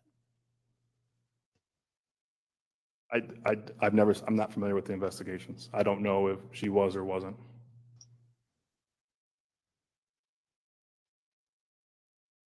Did Detective Weir also file a complaint for emotional stress against Detective Phillips for being named in a sexual harassment complaint, or excuse me, just harassment complaint by Phillips against him?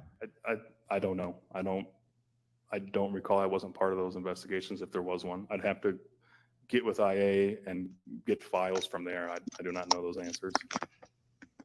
Good night, Jared. Now, at the time, you weren't assistant chief, correct? At the time of what? But of Ryan Weir's complaint? I don't know when the complaint was. I don't. Were you the head of professional standards at the time of the complaint? I don't remember the complaint. I'm not sure what you're speaking to. So you don't know if you gave her a letter saying that for a captain's review board?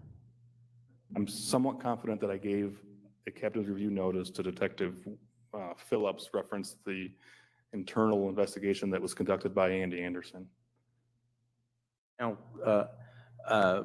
Detective Phillips spoke to you, didn't she? And she told you that she thought that that Ryan Weir's complaint against her was simply retaliation for her complaint against him for harassment. She may have. I don't remember. Did you ever investigate Ryan Weir for retaliation, which I believe would be a violation of policy 1004?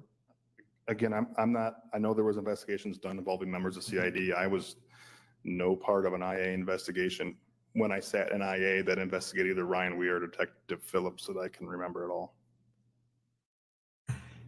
But you did require Detective Phillips to attend a mediation session with Ryan Weir, didn't you?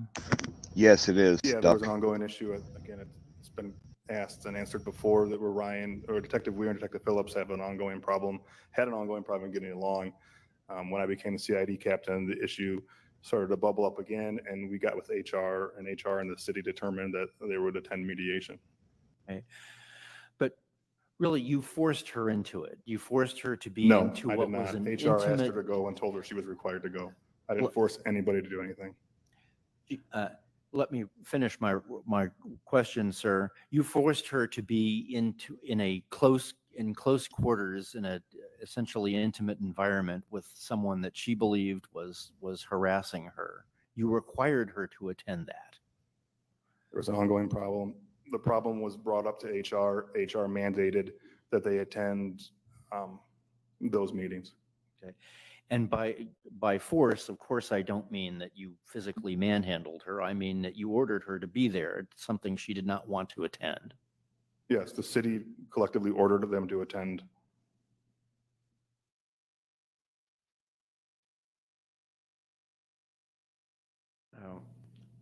Is there a policy that a member of the department has to attend a mediation? I don't know of any policy that requires that. However, this was out of the scope of the policy. It was within the city guidelines. Exactly, Did, Snarky. Detective Phillips submit a complaint to you about being required to attend a mediation and to be in this close environment with someone who she believed was harassing her?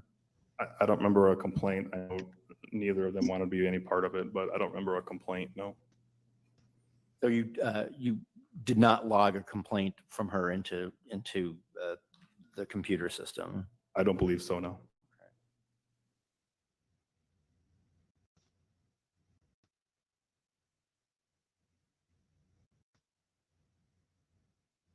Did you know, prior to the filing of these charges, that Detective Phillips sometimes had a practice of recording her conversations with other officers? I didn't know for sure. I think it was suspected for quite a while.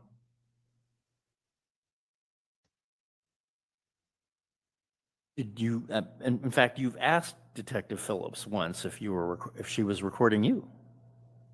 I may have asked her if she makes it a habit. What was her response? I don't remember the exact response. It wasn't denial of it. It wasn't I record all the time. It was a middle of the road. Yeah, sometimes I do, essentially is what I recall that. If Detective Phillips were to testify that her answer to your question was, "Sir, you've never given me a reason to do so," would you disagree with that testimony? I don't remember exactly. It may have been along those lines. Again, it wasn't, when I asked, it wasn't an overly aggressive or confrontational conversation. It could have been, but again, I don't remember the specifics of it. Did you ever reprimand Detective Phillips for recording other officers? I never did know.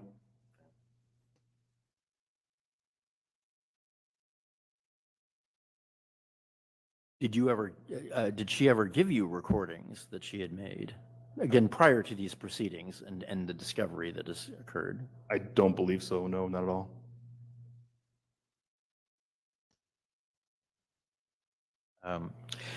Do you know of any other officers who have who've recorded fellow policemen while on duty? And again, this is not, of course, I don't include here body cam footage and. No, I'm not aware of anyone that actively, proactively records officers. No. But Ryan Weir provided you with a recording he made of fellow officers, didn't he?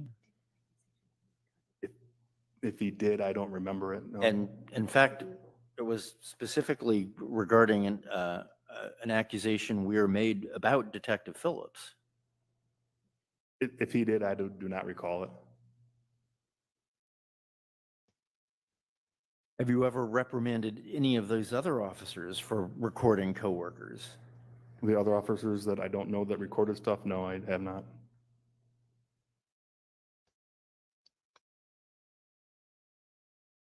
You recall informing Detective Phillips that there was no disciplinary record in her personnel file at the time you were at Internal Affairs. I know I had a conversation with Detective Phillips within the IA office, reviewing some of the IA records that she was involved with. I don't remember specifically commenting about her disciplinary record. Now, you testified at the Board of Public Safety hearing, didn't you, regarding Ms. Phillips? Yes, I did. And at that hearing, wasn't your testimony that there were no disciplinary records in Joy Phillips' personnel file?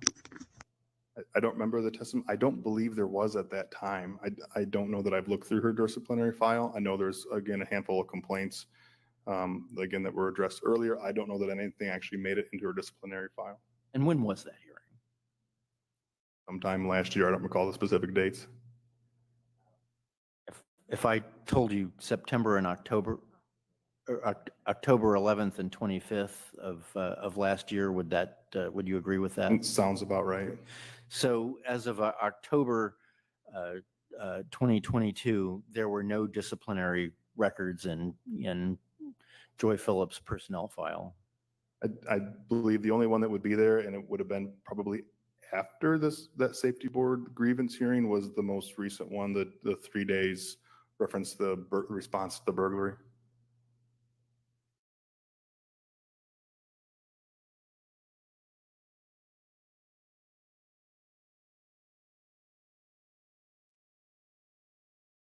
Did Detective Phillips complain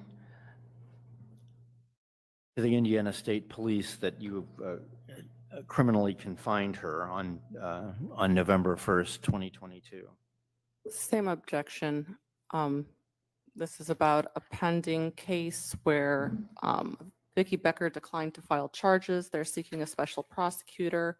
I would request this witness take the fifth, Say that last bit again. that this witness take the fifth.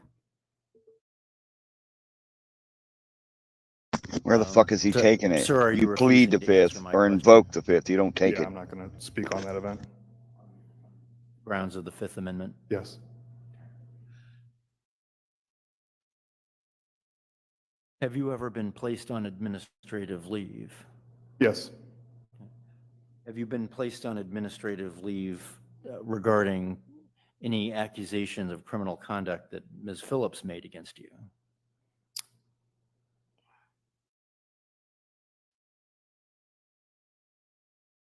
Again, that falls in line with an event I'm not going to speak on, reference my Fifth Amendment right.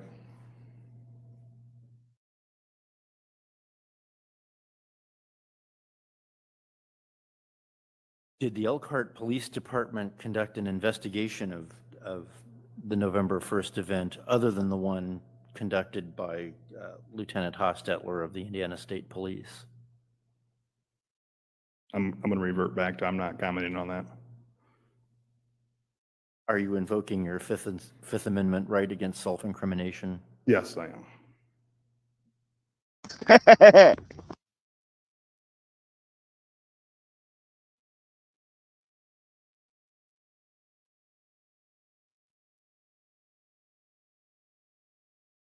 Did Prosecutor Vicki Becker charge you for criminally confining Detective Phillips? Again, I'm invoking my Fifth Amendment right to self-incrimination. I'm not speaking on that event.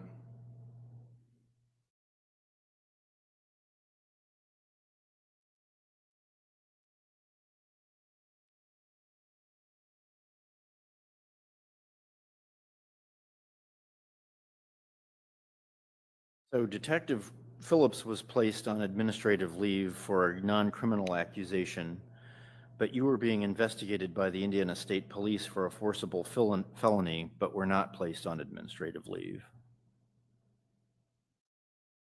Are you asking me that or saying that? I'm asking if that's true. I think you asked that in a different way, and it's the same response. I'm not speaking to that event based on my Fifth Amendment right.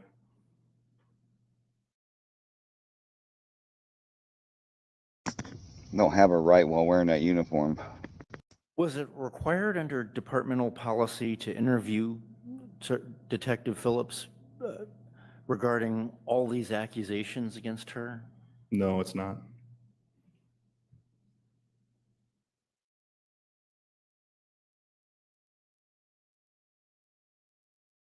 So a member of the Elkhart Police Department can make be accused falsely of anything and not have an opportunity to defend herself. That's not accurate.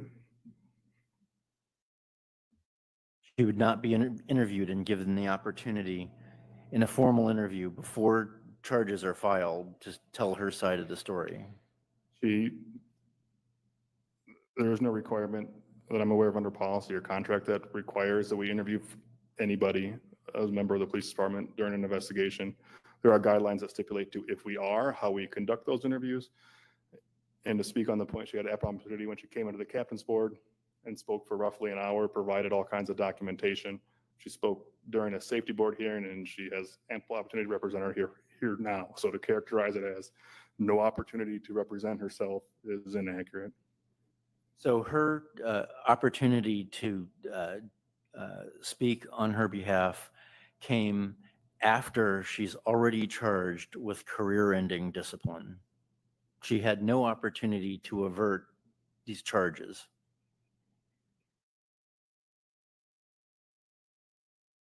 That's true, isn't it?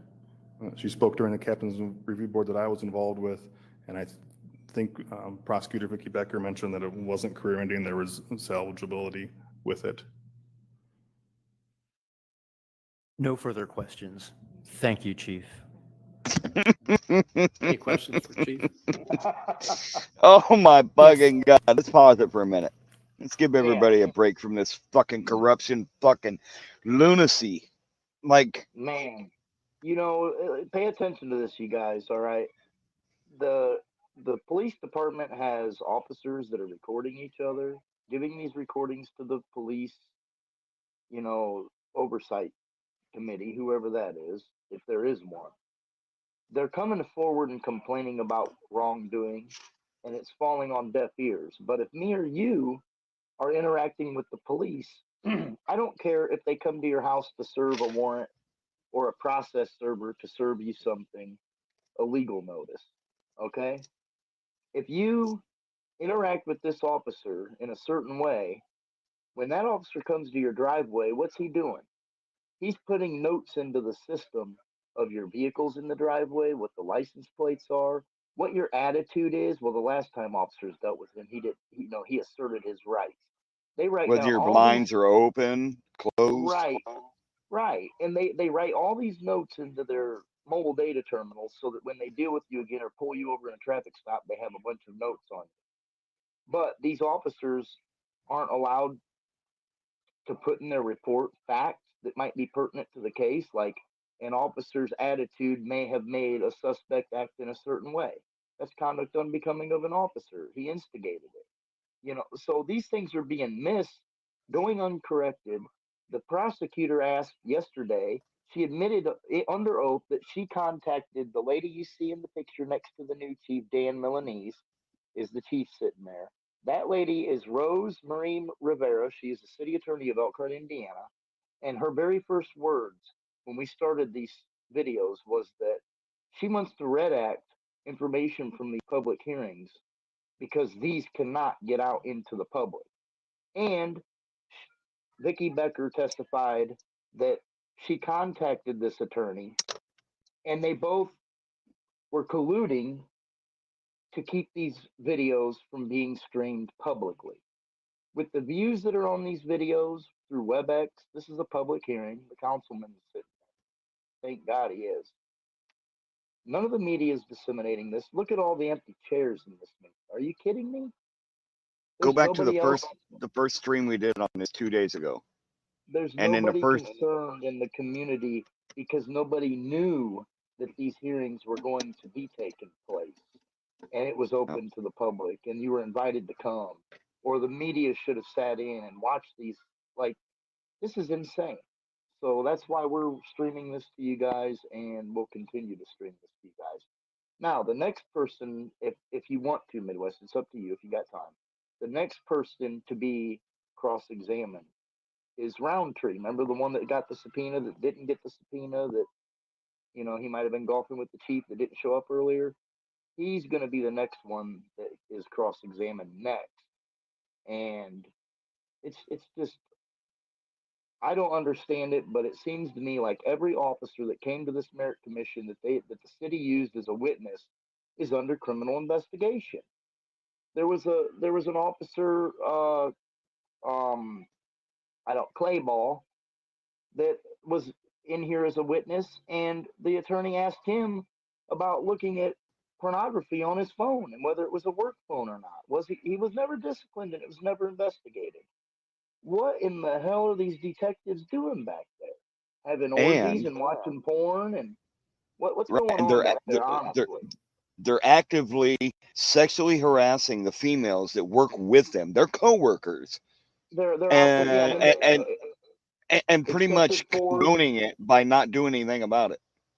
Yeah, excessive force that falls on deaf ears. I mean, it's Mhm. just, it's rife with corruption.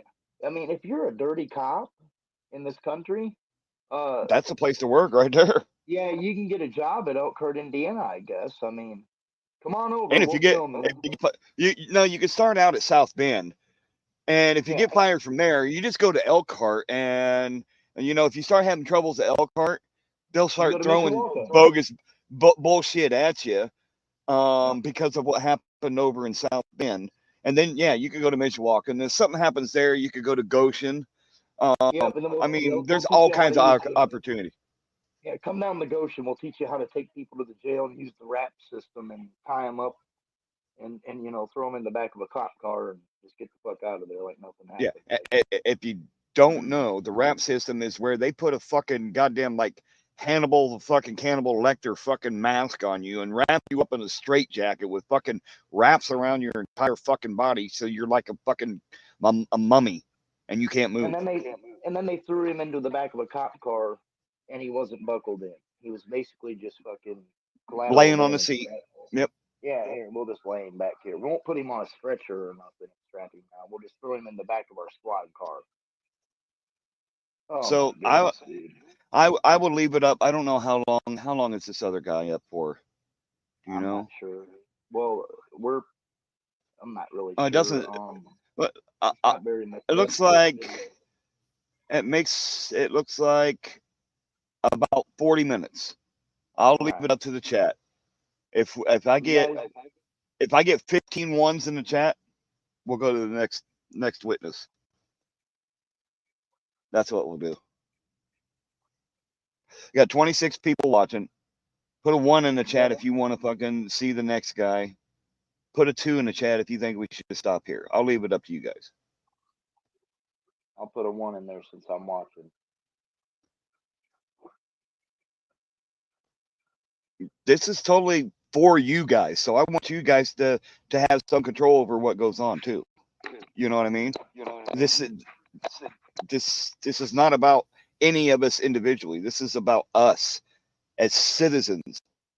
Us, as in the U.S. Yes. I'm tired too, Doc, but I really want this information out there, and I don't think that we should wait any longer on it. You know what? Fuck it. Let's go. Here we go. Attorney McQuarrie keeps referring to supervisor counselings as discipline. Is that an accurate description? No, it's not.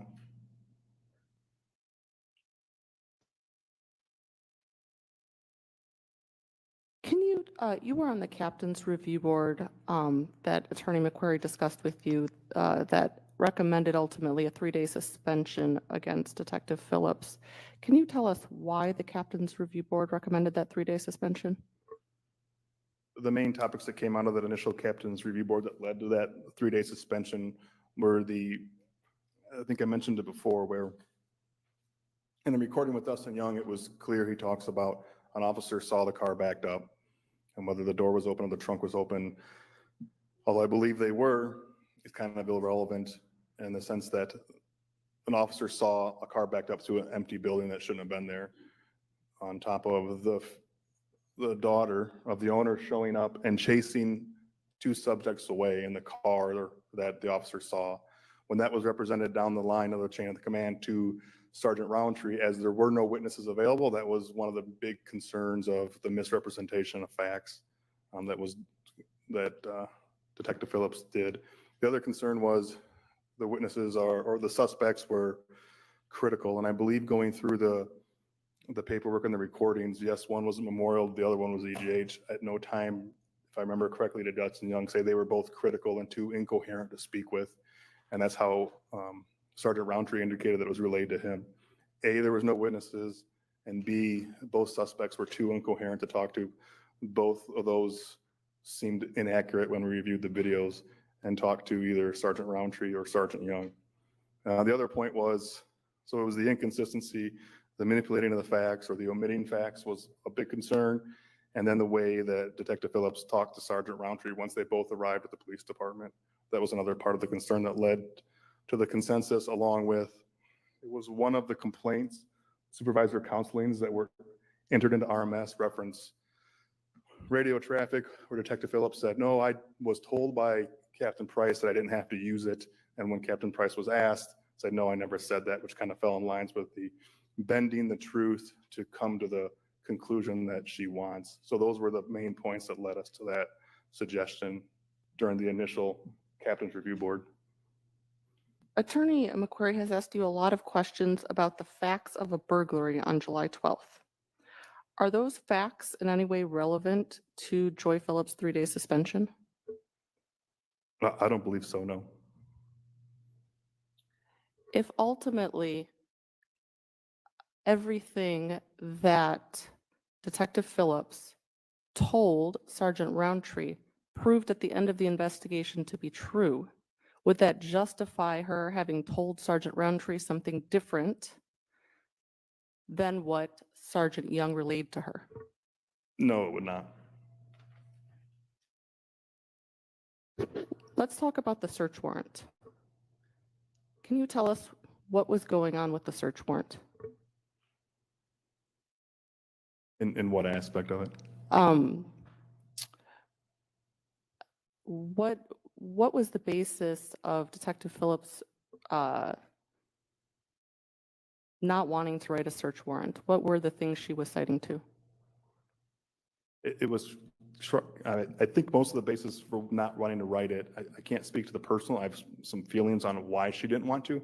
If I remember correctly, most of the argument was we had no witnesses of anybody in the building. And there were no items stolen that they wanted to point to or acknowledge. I think those were the basis of her argument. I think those were inaccurate based on, again, there were clearly witnesses. There was alcohol or alcohol bottles around it. And if some of the investigation was done properly initially, I think they would have overcome that pretty quickly.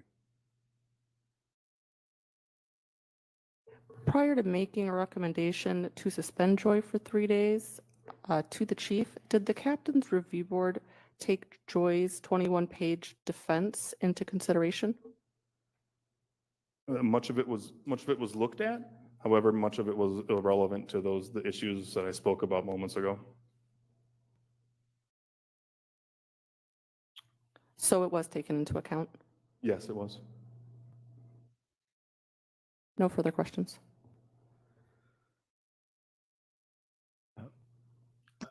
Rose Riviera is Chief. the lady that was Oh, just talking, pardon. by the way.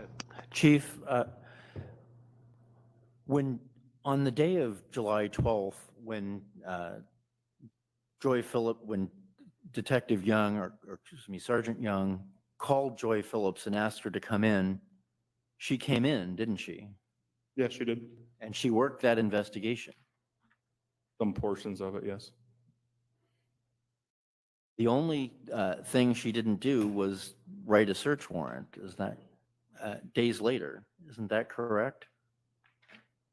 Categorize it as the only thing, or if you're referring to the only issue at hand was that she didn't write a search warrant, that's not accurate. The Captain's Review Board reviewed the information at hand, and not writing a search warrant wasn't part of what she was disciplined for. But ultimately, she came in, she worked that investigation, and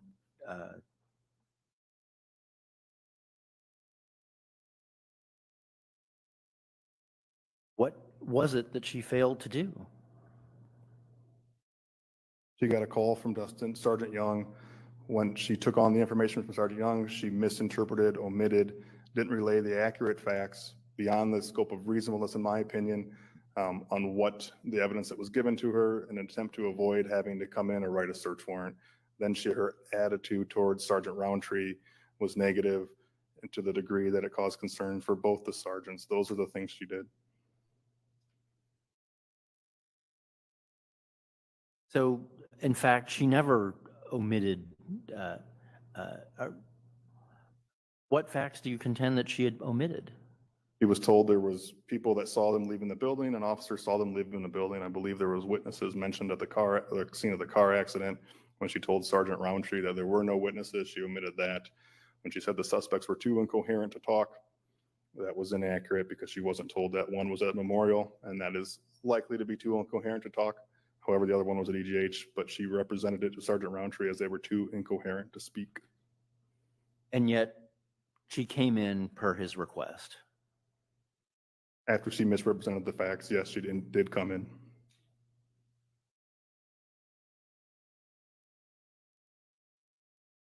Where can you show that Dustin Young actually gave her that information? I believe the body cam was played earlier.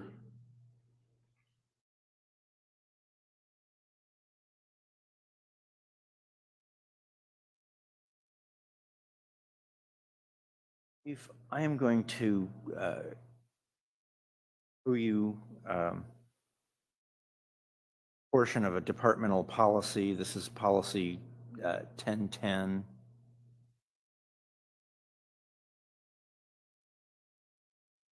I'd like you to read the highlighted, oh, thank you, section.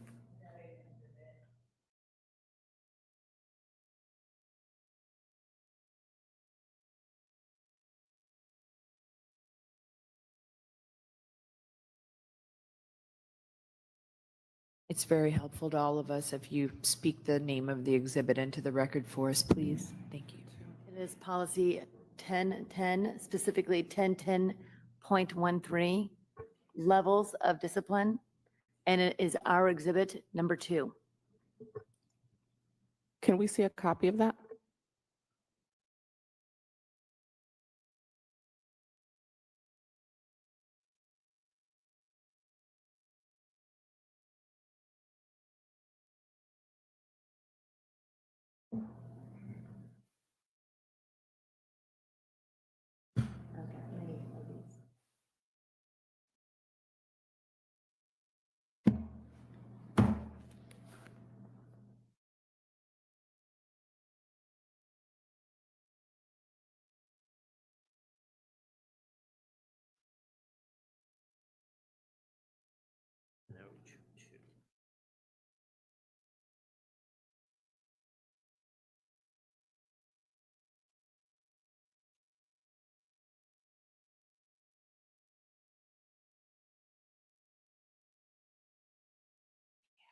Chief, could you go ahead and read the section for which the header is highlighted?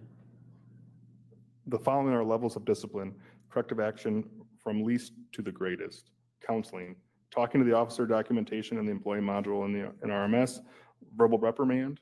After review from the captain's board, a verbal reprimand that is documented for tracking purposes, written reprimand, a written reprimand from the chief of police, corrective training, additional training to correct deficiencies, reassignment, a change of job duties or position, suspension, loss of work without pay, demotion, loss of rank, and termination, loss of employment. Thank you, sir. Could I have that back? Okay. So we're here today for a hearing on whether Joy Phillips should be terminated, correct? Yes. Okay. So that's the 8th level of discipline. Was Joy Phillips ever demoted? That's the 7th level of discipline. Not that I'm aware of, no. And in fact, Joy Phillips never received a suspension. That's the 6th level of discipline. I believe she was suspended for 3 days prior to this investigation, yes. That was on a different accusation, wasn't it? For this, yeah, you would only get discipline for one event. So last year, I believe it was last year, or the year before, the reference to burglary, there was discipline of a 3-day suspension issued for the actions in and around that burglary and her response. The 5th level of discipline is reassignment, a changing of duties or job position. Joy Phillips was never subjected to that either, was she? I don't believe so. And like I mentioned earlier, there's different mitigating and aggravating factors for each action that is investigated or found to be sustained against an officer. To assume that regardless of the action, we would do just start at the bottom and work our way up slowly is unrealistic. Sometimes it goes straight to discipline. Sometimes it can start at written reprimand. It's going to depend on the nature of the claim and the nature of the accusation on where it starts. 4th level of discipline is corrective training. Joy Phillips never received that level of discipline either, did she? I don't know if she did or not. The 3rd level of discipline is a written reprimand from the chief of police. She never received that level of discipline either. I don't believe so, no. The 2nd level of discipline is a verbal reprimand. She never received that level of discipline either. Not that I'm aware of, no.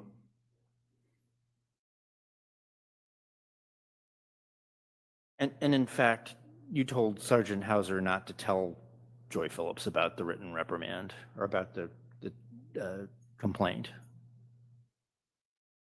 Yes, Sergeant Hauser and Sergeant Roundtree both wrote up complaints within benchmark. Sergeant Hauser's was done earlier, and as opposed to notifying her of one, we waited till IA got back in so they could review both of them since they were similar in date, time, and the nature of them to see what course they were going to take. So we held off on notifying her till we had some collective vision on which route it was going to go. So she wasn't notified immediately of the complaint. If you're speaking of the initial complaint that led to the 3-day suspension, yes. The 1st level of discipline is counseling, talking to the officer and documentation of the employee, documentation in the employee module in the RMS. Did that happen? I believe there were some of those examples read either earlier today or yesterday, so that has happened, yes. So with these charges, you move directly from counseling to termination. I believe it went from counseling. I would include the 3-day suspension and termination. And again, to reiterate the same point, it depends on the nature of the allegations, on how far up or down that chain of discipline that it starts at. No further recross or redirect, excuse me. Thank you. Thank you, Any Chief. recross? These policies that you just read out, are they the current policies? I'm not sure. I know there was a change in the 1010 policy recently. I'm not sure if that was this. I'd have to compare and contrast to know for sure. If I were to show you a copy of the current policy, would you recognize it? That would help, yes.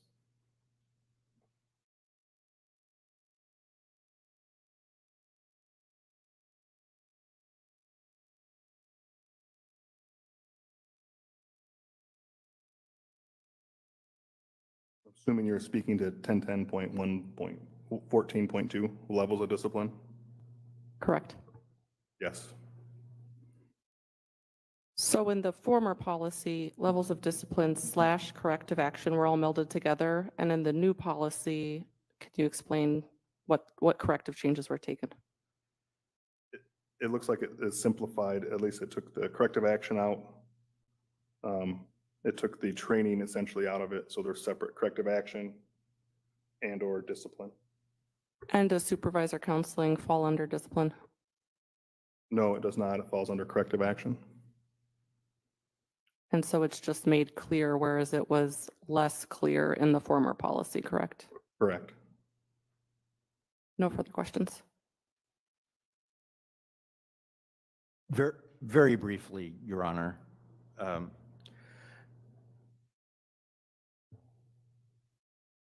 Weren't those changes made very recently? I believe they were made relatively recently, yes. In fact, they were made after Joy Phillips' Board of Safety hearing, weren't they? I believe so, yes. No further questions. No further questions. Thank you, Chief. Appreciate your testimony.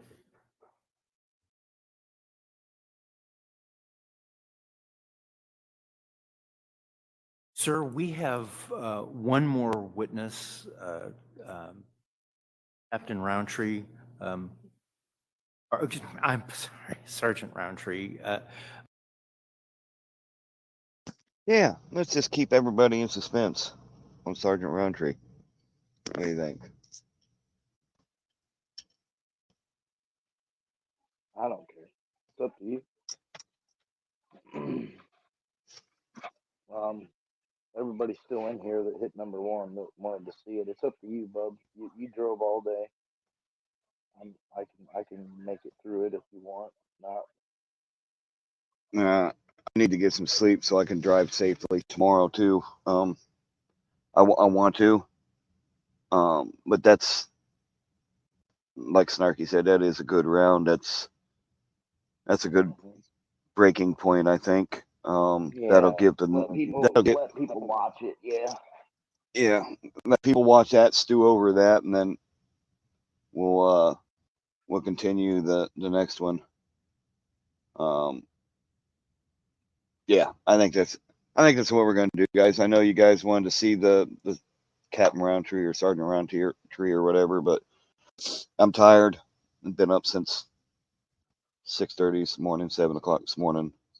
You guys, if you're not subscribed to Leo Watcher, get over there and subscribe to him. He's been pounding the chat with pertinent information. Yeah, please do. And again, when these videos are playing, pay attention to things that Leo Watcher and famously are posting in the chat, because it's all relevant to what's going on in the videos. It expands on what's going on. So you've got two different angles of information coming at you.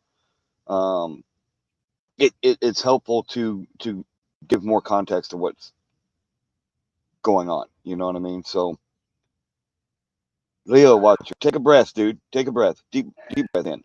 Breathe, dude. You're doing a good job, man. I don't know how you do it, but yeah, doing really good work. And so yeah, we'll definitely pick up. We'll try and do a short one tomorrow.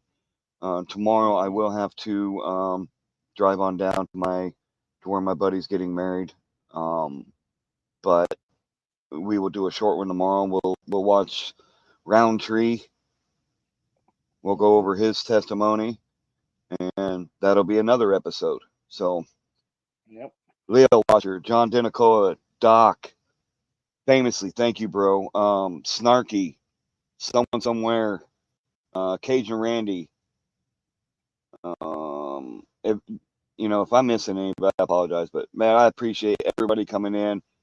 Continued support. Big shout out to Leo, like I said, famously for all your information, man. Dr. Sammy Munchkin, thanks for coming in. Man, I really appreciate everybody, and please take notice of what's going on in here. Like I said, you guys, go ahead. No, go ahead. You're right. Use that clip function. Take clips from this. Make short videos. Share these videos. If you don't know how to screen record, download a screen recorder on your phone. Get this information out there. These are public hearings. What you see on the screen is public information. It's not my information. It's not Midwest's information. It's not Leo's information. It's our information. It's already on the internet. It's already been disseminated. It's not something we snuck out of a building somewhere. It's been published and broadcasted, and we are disseminating that information, discussing that information, all in fair use. Yep, and we're just making it readily available for you guys. We're trying to help you in your quest for knowledge about what's going on and how we can go about exposing it in a different way. I think And I think panels like this are a good way to expose it because working individually hasn't yep, really gotten us anywhere.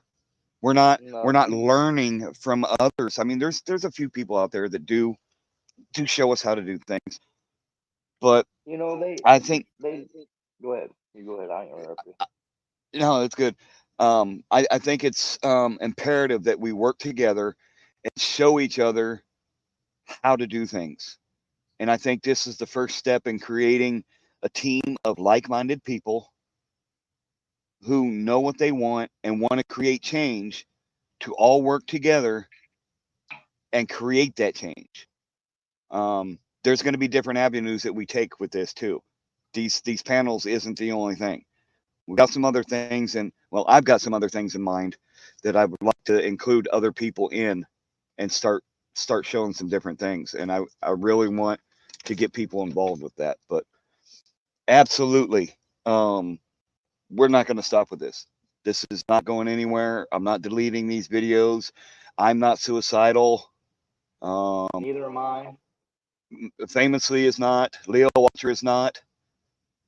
Together, we can we can we can fix this, guys. But we have to work together. There is no I in team. We have to stick together and we have to fucking defeat this evil. That's all I got to Yep. say about that. Well, like I said, you guys, it's it's not being seen because elected public servants and public servants have indicated under oath that they would like to stifle this information from being brought to the public. So that basically just perked my ears right up. Like, oh yeah, that's what you want to do? Hold my gimbal. There you Hmm. go.